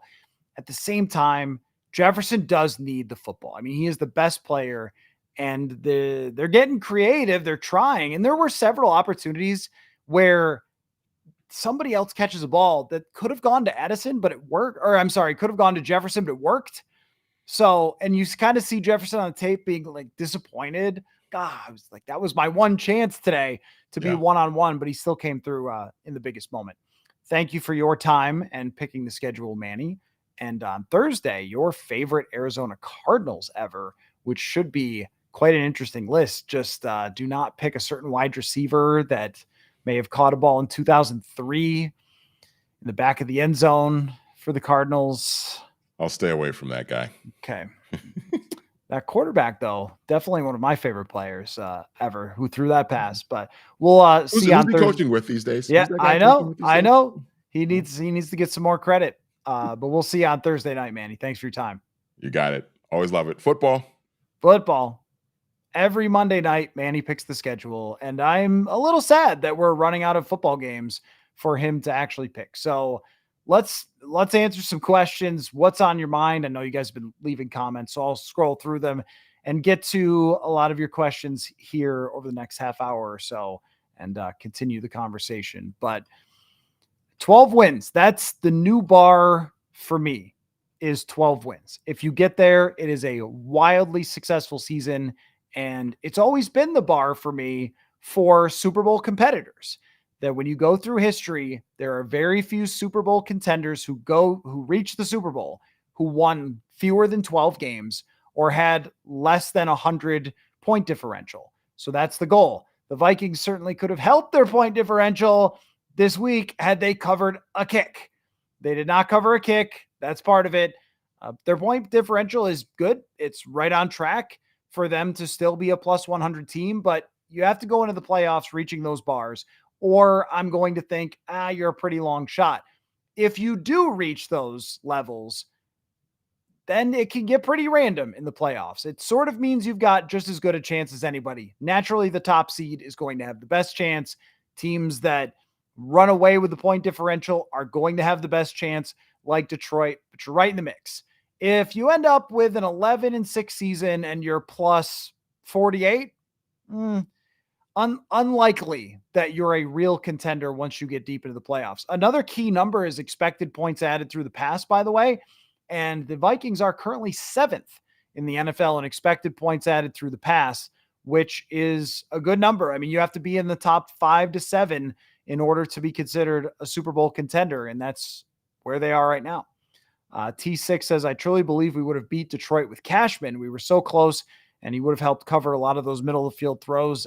Yeah, I mean, they're just a better team with Blake Cashman, and they weren't as complicated that game. I felt like they weren't as confusing. They didn't switch as many things in the pre-snap, make as many adjustments, because you just can't do that as well without Blake Cashman. He is a tremendously talented player, not just in terms of his physical skill, but also his mental ability to shift things around. I also think that the dynamic between him and Pace, you saw it yesterday, they were missing something with Pace out. So he needs to be healthy as well. And they need to have that duo, because Cashman can move people around, can drop back in coverage, can stop the run. And Pace is just a ball of fire running at the backfield on seeming like every play, bouncing off, pinballing off people.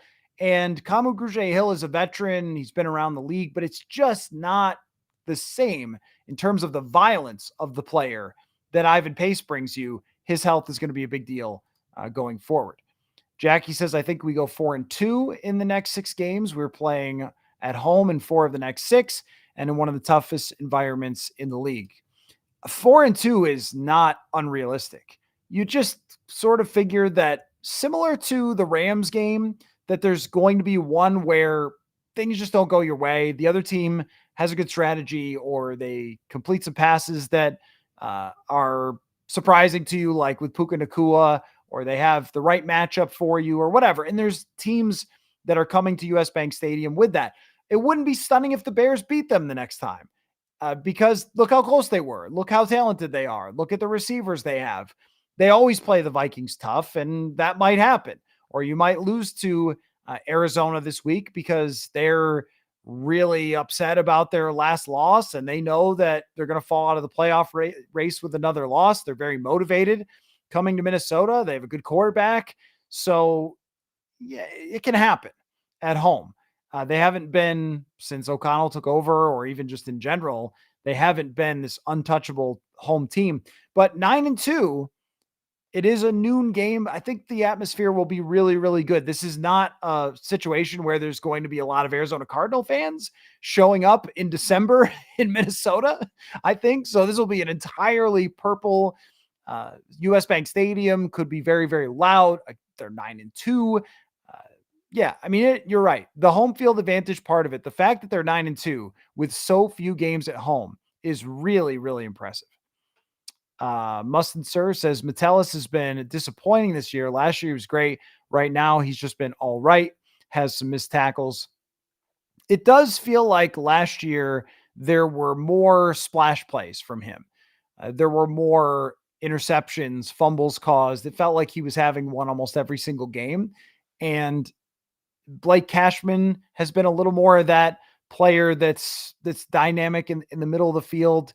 Yeah, generally I would agree that it hasn't been the same level of impact. But when you look at the whole defense just as a unit and how complex they're able to be because of Josh Metellus, this is how those positions work sometimes, and why they're so hard to grade by PFF and things like that, is sometimes it goes your way and you make the impact plays. You had a couple interceptions, get a couple of fumbles that were caused. I think he did cause that fumble against the Lions, and maybe you make a lot of tackles underneath because that's where they're throwing the football. And sometimes it doesn't go that way, but he is, and I think he had more pressures last year, but he is still a big part of the overall deception. If they're sending Pace more and they're sending Cashman more, he's probably blitzed less. I'd have to check that, but it feels like he's blitzed less than last season. it's hard to have too many complaints about the defense in general. I just think that that's been part of the thing with Josh Metellus. You probably forget about other times where, yeah, he was beating coverage here or there for last season because he was making so many game turning plays. And that hasn't been quite the case this year. Junt22 says this feels different. It does feel different than any other season that I've covered. Definitely that. Because with 2017, I thought there were so many questions about Case Keenum, and it was really about one guy. This year, there has been questions about Sam Darnold at times, but it wasn't the same because Keenum truly was lucking out with some of those games and some of those throws. He was heaving balls up into the atmosphere, and they were coming down in the hands of Diggs and Thielen and Rudolph. And I don't see that from Sam Darnold. That's even comparing it to the best season I've covered. And it feels different from 22 for the reasons that we outlined. But the main reason just being that it never felt real in 22. It never, because they had such a flawed defense. They didn't make a change at defensive coordinator, which is probably the biggest mistake of Kevin O'Connell's career as a head coach, that he should have made a change at DC in the middle of that season when he realized like this is just not working with the system that they were trying to play. And then it got too late. When you're giving up 400 yards every single game, that was the time to do it. First year coach, maybe he would have done it now. But the defense and offense both being very strong, that's different from what we've seen in the past, where it might be 2016, the defense is kind of carrying them, and then eventually that comes apart. The offensive line, if you look at how PFF has graded their blocking this year, running and passing, they've been a top 10 offensive line.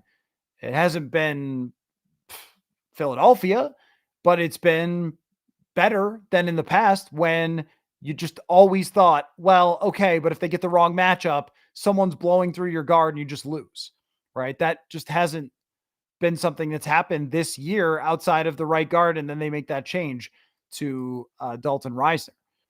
So if we'll see about the left tackle and the situation there, though. Brett with the super chat. Thank you so much, Brett, for the super chat. Really appreciate it. Brett says, thanks for the content. Love having the videos or the Vikings related videos to watch. That Bears podcast you did last week was really good. I did like 3 of them, so I'm not sure which one. Maybe it was with Courtney or Robert Mays. Look, I have so much fun just covering the team in general, but this, for me, talking it through with you guys each week on chats like this has been also really fun. And I feel like there have been times where I've had to kind of pick you guys up like, hey, you guys realize after the Rams loss, they do play 4 straight bad teams and the season is not over. But also very, very thoughtful comment sections and just, great questions, great comments, great reactions from all of you. So I can't tell you how fun it's been. I mean, really going back, think about last season ends. We all know that it's going to be a quarterback in the draft, and all the discussions we've had together since I started doing these live shows. The draft night live show is still, I think, the second highest video in terms of views for the year because so many people popped in to talk about the draft on draft night. I don't think next year's is going to do quite as well, but the OTAs, minicamp, the build on this thing, watching it slowly come together. And then through those first 5 weeks saying, or even through training camp saying, wait, am I really seeing this right? Sam Darnold looks pretty darn good. And then he plays in the preseason, looks pretty darn good in the preseason. And then in week 1, okay, no big mistakes and some big plays, and look at the cannon. And okay, is this going to be a thing? And it just builds and it builds and it builds. And the journey of an NFL season for an individual team like this that's overachieving is a fascinating thing to cover. And I always try to put myself in different situations to see if I can view it differently, right? Like if the Vikings had an over under of 9.5 this year, would we be questioning them as much as we have throughout the season? Or would the outside world be questioning them? If Sam Darnold had played the full 2022 season without Matt Rule and then been good here with the Vikings, of course you never get him for $10 million if that's the case. if he had a bigger sample in the past, would we just assume that this is who he was? But it was only 6 games and no one saw them. I went back and watched them, but no one saw those 6 games that he played in Carolina and how well he did in some of them, and then had some stinkers there as well. But no one kind of saw that. No one watched the game he played in San Francisco last year against the Rams. I went back and looked at that. Training camp. Another part of that is I got to go to training camp each day and see this thing come together, and started to buy into this idea that it could happen. Whereas you go to a practice or two, that might be it, one preseason game. So I had this sample size built up of seeing Darnold in person and going, there's a lot of talent to work with there. And so maybe I believe in it a little bit more than that because I'm considering the bigger sample and what I've seen up close. But the whole discussion of, is this really going to be a thing? Are they really going to be this good? How do they bounce back from those 2 bad games? Where do they go from here? Can they win 13? It's been great. It's been a lot of fun. So I appreciate all of you who watch, tell your friends, the sponsors for the show, Someday Diet Dr. Pepper. K-Max says if the best team in the NFL didn't beat them badly, they're a damn good team. Well, that's true. Yes. And it was at home, and they did have to kind of return a fumble for touchdown late in that game, but they played with the Detroit Lions right there neck and neck in that game. They needed a 3rd down and 4 conversion. They didn't get it. Jordan Addison, who's been much more dialed in lately, was not on that play. And there was some confusion. They end up giving up the game-winning drive. But when you look at how Detroit has played as an overall team this year and you go, okay, you lost by 2. Well, that doesn't make you want to walk away from the season and never watch them again. It makes you think, if that's a playoff matchup, the familiarity there is crazy between these 2 coaches, between Campbell and Kevin O'Connell. Campbell's been there the whole time. Ben Johnson's been there the whole time. Brian Flores the last 2 years. They kind of have Brian Flores' number, but what does he have up his sleeve? All these storylines, it feels like there's a collision course, Vikings and Lions in a divisional round game. And when you lose by 2 points, it doesn't make you think they have no chance. But they've got to be healthy. It depends on how both teams are playing. It depends on the adjustments that they can make, all those things. But it certainly doesn't make you think that, oh, well, you're going there and you're just going to fall apart and lose. Clifford says, I think Darnold is only going to get better. He took a year off to really learn how to be in the NFL. Now he's getting experience with a real NFL head coach. Some team is going to get a franchise quarterback. Well, we're not really there yet as far as the answer, because if they beat the Detroit Lions in the divisional round of the playoffs next year and go to the NFC Championship with Sam Darnold, it's going to be very, very hard to say, okay, goodbye, Sam Darnold. And you look at Tampa Bay, and they decided to keep Mayfield and Geno Smith sticking around with Seattle. Those guys signed short-term contracts with their teams after having the kind of breakout, hey, I'm actually a pretty good quarterback type of year. And Darnold might be more talented than both of them overall, just in terms of raw ability, and he has a better situation than most. My guess is that the front office has 2 different plans. One of them is, all right, if we move on, if you win 12 games and you lose in the wild card round, okay, there's your choice. And great season by Darnold, and enjoy being a Las Vegas Raider or whatever it's going to be. Or maybe a Carolina Panther. No, wait. No, they're going to stick with Bryce Young after what they've seen recently. But you know what I mean? Whoever that he signs with. A New York Giant. How about that? Back to New York for Sam Darnold. The worst possible idea. If they go to the NFC Championship, though, there might be a different path that they have to take. And it's going to depend on the salary cap. They're going to have to build something, and it's a little bit different. And the thing is that Jefferson and Hawkinson and Addison, Darisaw will come back, O'Neal, all these things are going to be there for him for next season. But it would hold you back from signing that $18 million guard. It would hold you back from signing another corner. You don't have a lot of draft capital. It becomes tricky. It really does become tricky if they want to bring him back, if he plays well enough to make an argument. But one thing you could do is franchise tag and then plan to go to McCarthy the year after. I don't know. We have reached the point though where if it's relationship status, old school Facebook, it's complicated is where we've reached though. After that Bears game, I'm at it's complicated because that was really freaking good quarterback play. That was no joke. And that defense is no joke. And that defensive mind, Matt Eberflus, is no joke. That stadium is no joke.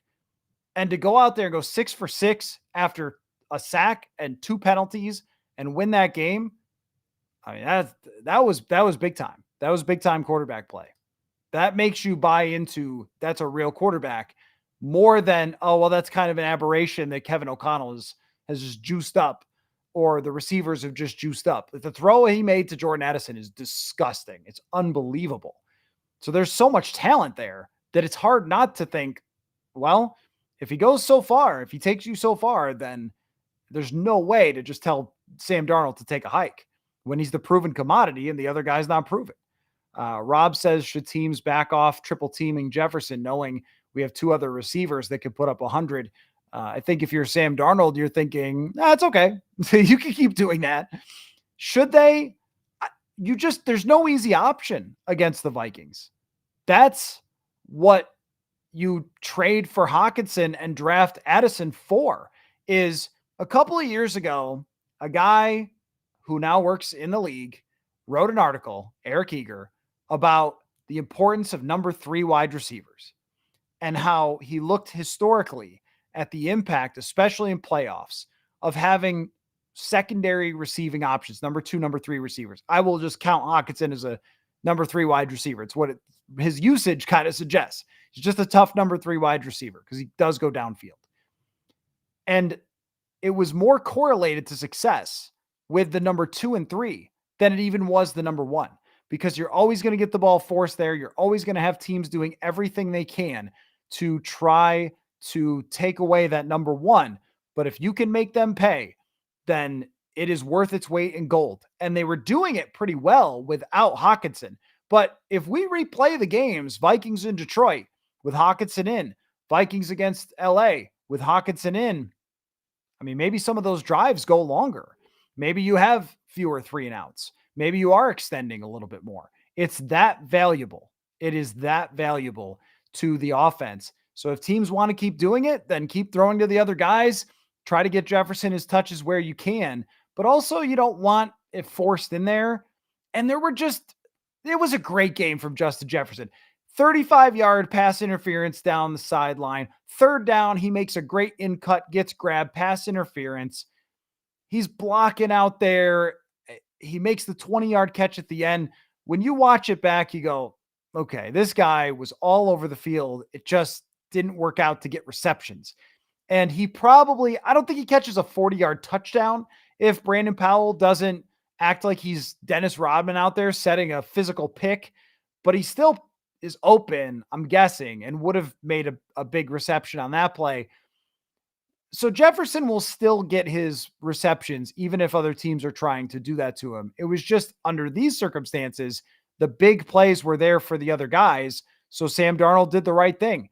There was also a great play by a Bears linebacker. Darnold was rolling out, scrambling, and just whipped it to Jefferson. Jefferson was right there ready to catch it.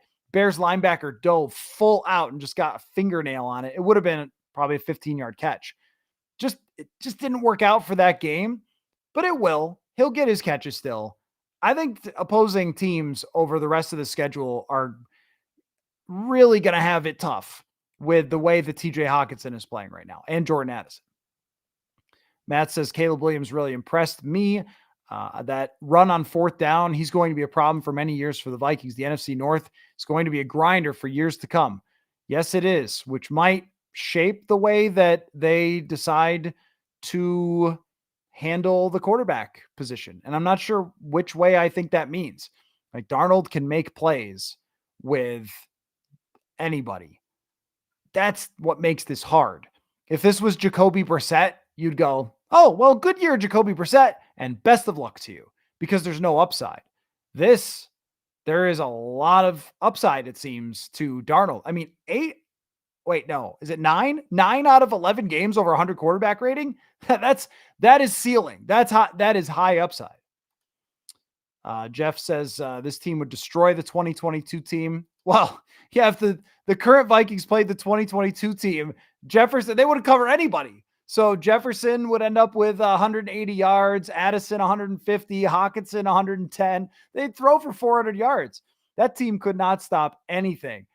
And if you're talking about the difference, that's the difference, is that team couldn't stop a thing. And they played backup quarterbacks left and right. Skylar Thompson, Teddy, Mike White, Taylor Heineke. This team has played real quarterbacks, even for mediocre teams. But still, Will Levis is a top draft pick who's very talented and just had a great game. He's their starter. He's their real quarterback. And okay, Mac Jones. Yeah, that was a backup. They got away with that. That was the meltdown game they got away with. That was the one they got away with. Because if Trevor Lawrence is the quarterback and they play like that, they probably lose.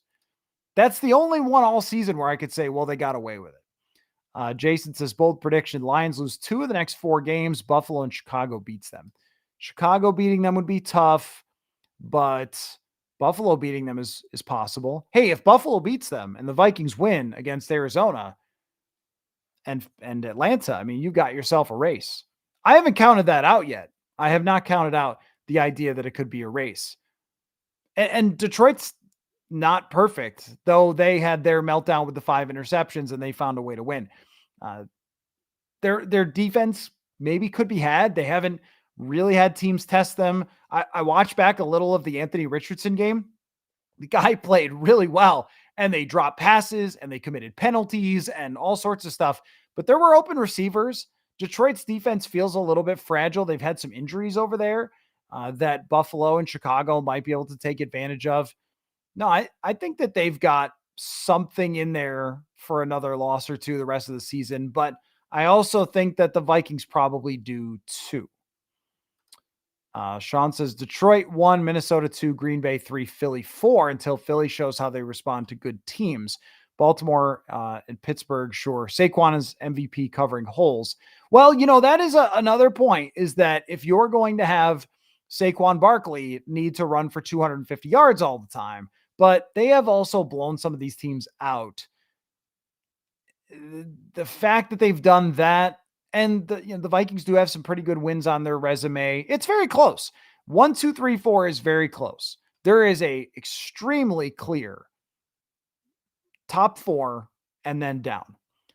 Now, right here, this one, I love this comment because this is getting funnier and funnier by the week that people are hanging on to total BS like this. Tyson says KOC play calling is hot dog water trash.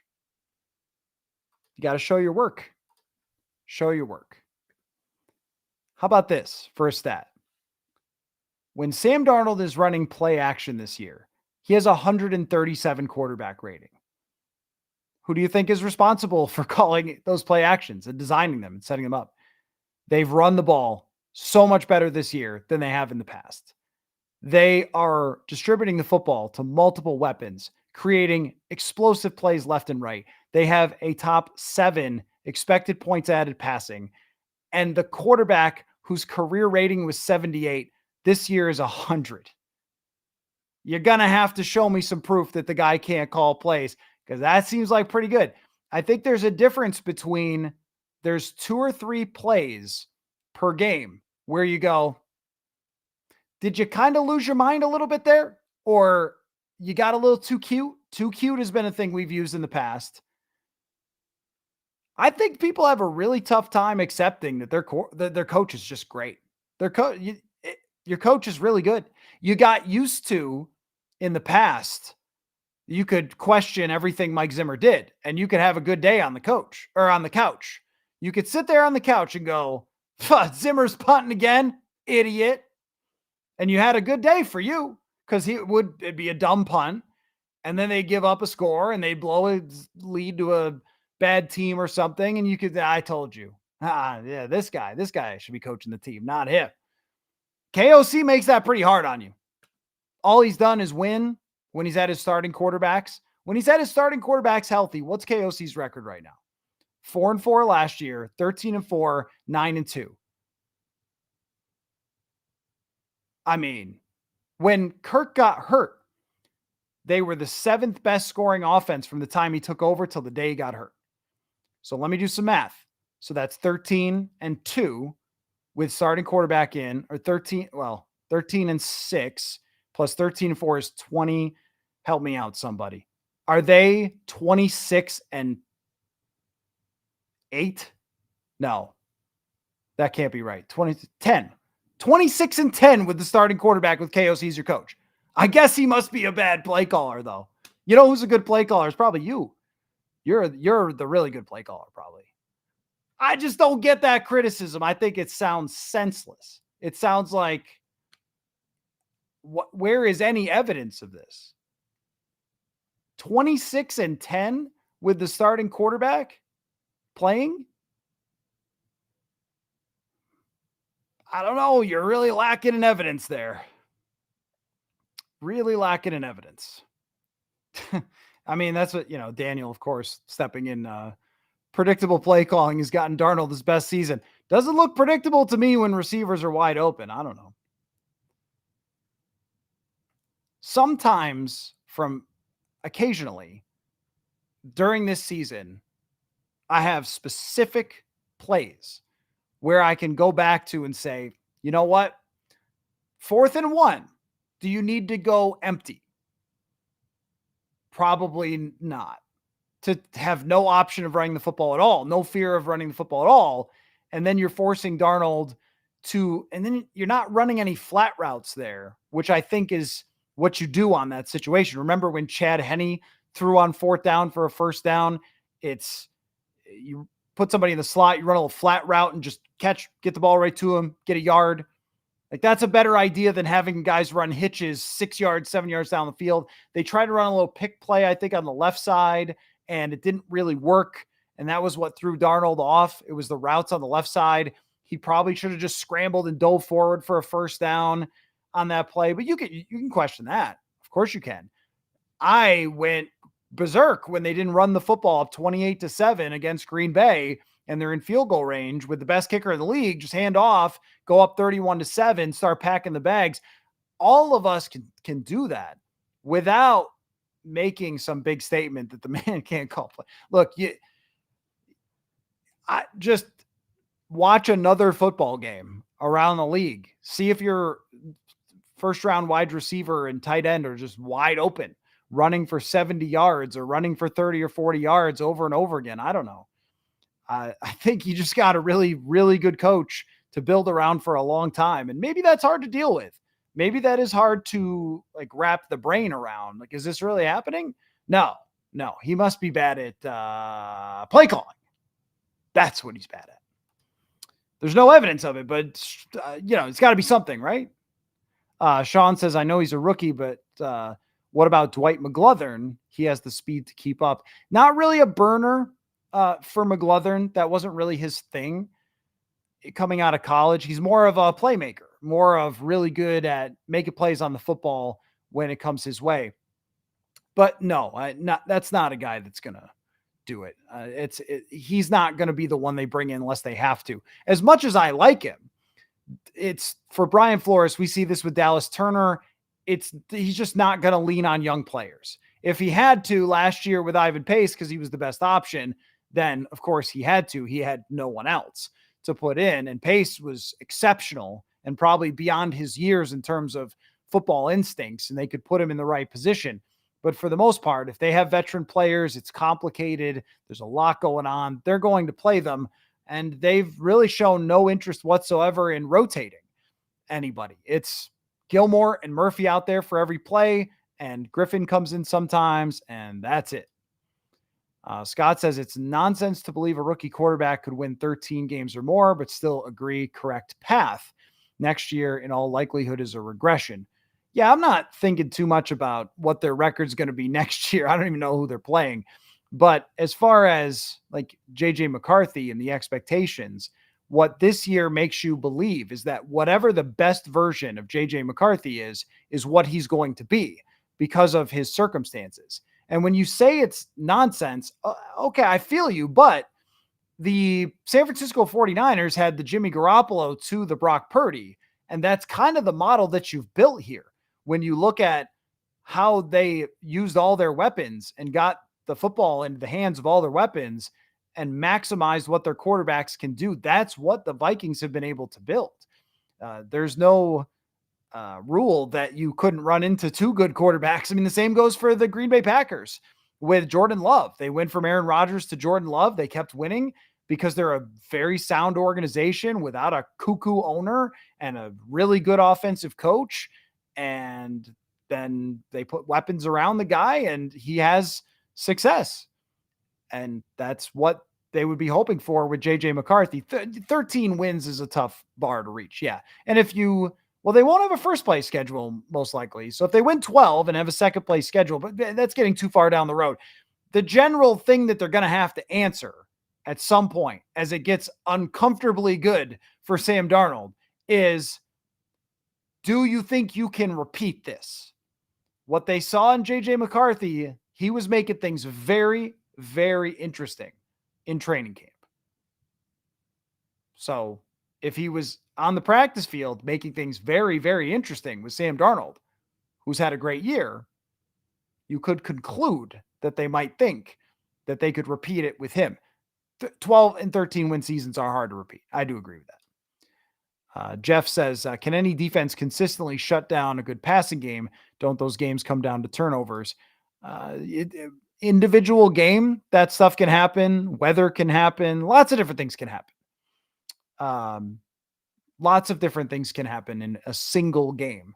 A good defense can shut down a great passing game in a single game. Over 100 games, no. The most repeatable thing is going to be passing. That's just the most valuable thing is passing offense. And when you have this many weapons, it's really only turnovers. It's really only big mistakes that can cost you.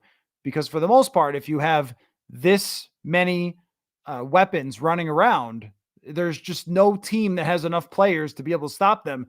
32 teams, there's not enough talent on most defenses. And when we look at the NFC and teams that they might play and even teams that they have down the stretch, well, who's got an elite defense that you're terrified of? Detroit's been pretty good. San Francisco hasn't been the same. Tampa Bay's pretty good on defense. I think they're a good defense. Maybe even a little bit better than that at times this season, but they've also had their mistakes. There isn't a defense that you look at and go, oh man, what would the Vikings do against them? The Bears might be a better defense than anybody they're going to play going forward. I would have to cross-check that statement, but they're close, right? The Bears defense. Scott says Hawkinson can ruin games for defenses doing this. He had 120 targets in 2023. Yeah, you just can't understate how important it's been or overstate how important he's been. Randall says, good news, bad news. Bad news, the offense and defense never play great in the same game. Oh, that's not true, Randall. That's not true. Good news is that when one is bad, the other covers. That's not true. They've had games like that this year where they've both played well. I would have said yesterday, if not for the kick return and then the onside kick, that they both played well. Houston is a game. San Francisco's a game. Green Bay, they played really well. Green Bay, they played really well for most of the game. And then it was just at the end, a bunch of crazy stuff. A bunch of like wild throws from Jordan Love. They were playing kind of not to lose there, but they had a good defensive game before that. I think they've had complete games this year. Kai says, we have things to work on, and I'm fine if most consider us not in elite category. That's better that people doubt us. I will take this squad against anyone. We just need to complete games. They do need to complete games, for goodness sake. They do. Each week they have played around with these teams.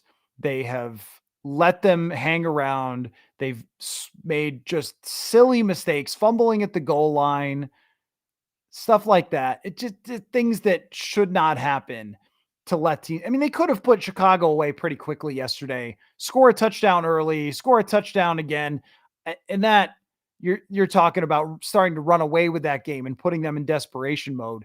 And they didn't do that. That's been the most frustrating part of these last few games. The same with Jacksonville. Score a couple touchdowns there, start up the plane, go home. And there's an interception. It's been the kind of big mistake. Indianapolis, there's the interception that lets them score, lets them hang around. There's the fumble that goes for a touchdown that obviously should have been a penalty, but still, those catastrophic miscues have been something that under O'Connell's era, maybe because he plays aggressively, or I don't know if there's another explanation for the fumbles since he's been the head coach. The last 2 years, they feel like they fumbled a lot. The 2 pitches being fumbled this year, the fumble at the goal line, the fumble against San Francisco, so many opportunities to put teams away, and it's been fumbles and picks. If you don't do that, what are the scores of the games if they don't have silly fumbles? That's what I mean by they've outplayed other teams by a lot this year, by more than even the score is reflecting, but they've had silly mistakes like giving up a kick return. David says O'Connell has to continue to get a better feel in short yardage situations in the red area. Is it feel, or is it they just don't have the push to hand it off and run it in? How easy was it to be Norv Turner when you had Adrian Peterson, or when you had, just for example, Norv Turner in the 90s with Emmitt Smith and their offensive line? Well, we're at the goal line. What do I do as a play caller? Emmitt Smith, touchdown. Okay. Not quite the same as Dalton Reisner. Blake Brandel is up and down from week to week, depending on the matchup. They just don't have that easy button to push. So you have to dial up something, which needs to be executed on multiple levels by multiple players. And that just becomes a little more tricky, just a little bit more tricky to do. But you're right. The short yardage stuff, they lean on the pass probably too much. And however, the numbers, I looked this up maybe 2 weeks ago, so it might have changed a bit, but they were in the middle of the league in short yardage. And I looked 3rd down and 3 or less, 4th down and 3 or less, middle of the league. We watch every game from the same team, so every failed 4th down is like, let's criticize it. But every other fan base watches their team miss a 4th down and go, wait, why did the coach call that play? It's just that I think we microanalyze to the point where we lose bigger perspective. That's why I try to focus on the statistics and what they say. So I agree with you that getting too cute has been a consistent issue, and 4th and 1 was probably that yesterday. And the trick plays luckily haven't shown up again very often. I got a feeling against Arizona, there's going to be some trick plays coming out, and maybe they'll pull off a big one at some point. But aside from that, aside from a few times where you're going, well, put this team away, but you're up 28-7 on Green Bay. Am I supposed to say the coach really doesn't know what they're doing? They're only up. They screwed up when they were up 28-7. Edwin said, is Dallas Turner going to play more the rest of the season? He's so fast. Yeah, the way he ran down the guy was remarkable. Absolutely remarkable. Is he going to play more? I don't think so. What it appears to me on tape that they are doing is they are trying to create the next Andrew Van Ginkel with Dallas Turner. He is a very unique talent. He can cover, he can rush, he's smart, he's motivated, but Andrew Van Ginkel took several years to be that. You have Andrew Van Ginkel on a couple-year contract, so you create another player that is a copy of him, only a faster copy, but it's not going to happen this year because you're not subbing out, certainly not subbing out Jonathan Grenard. You're not subbing out Andrew Van Ginkel to put him in for 40 or 50 snaps. Don says, I'd much rather go into the playoffs potentially with the team getting little respect and taken lightly. KOC does a great job at keeping them hungry. They have not been a part of the discussion at all nationally. They're not even the cute story. They're just not a story at all. So you're right. This is the least controversial team in football.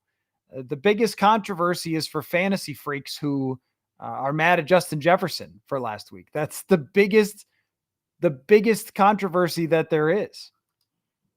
Purple Kool-Aid said, Darnold still holds the ball way too long, especially when we play playoff defenses. We'll struggle. Depends on the playoff defense. Depends on who it is.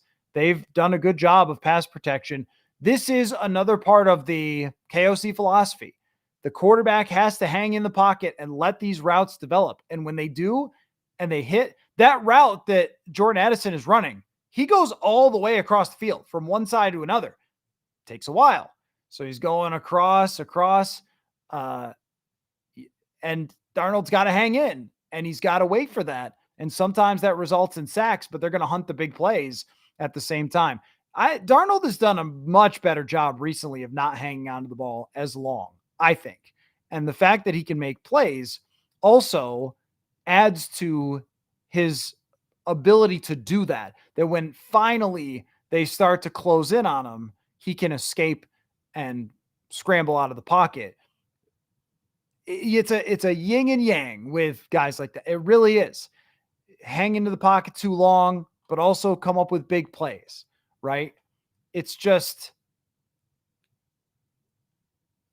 that's what you have to give up something to get something in the NFL. If you want to run a short pass offense, but never hit big plays, well, you can do that and you can get the ball out of his hands quickly, but you're not going to hit the downfield throws. So what KOC wants to do is run play actions, long developing routes, and Darnold is supposed to hang in and wait, and he's had to be really tough. And this is how Matthew Stafford threw a lot of interceptions when it came to the 2021 season, because he was doing the same type of thing. He was staying in the pocket for a long time, ripping passes down field, and also making mistakes too. In doing that, you give or take, that type of thing.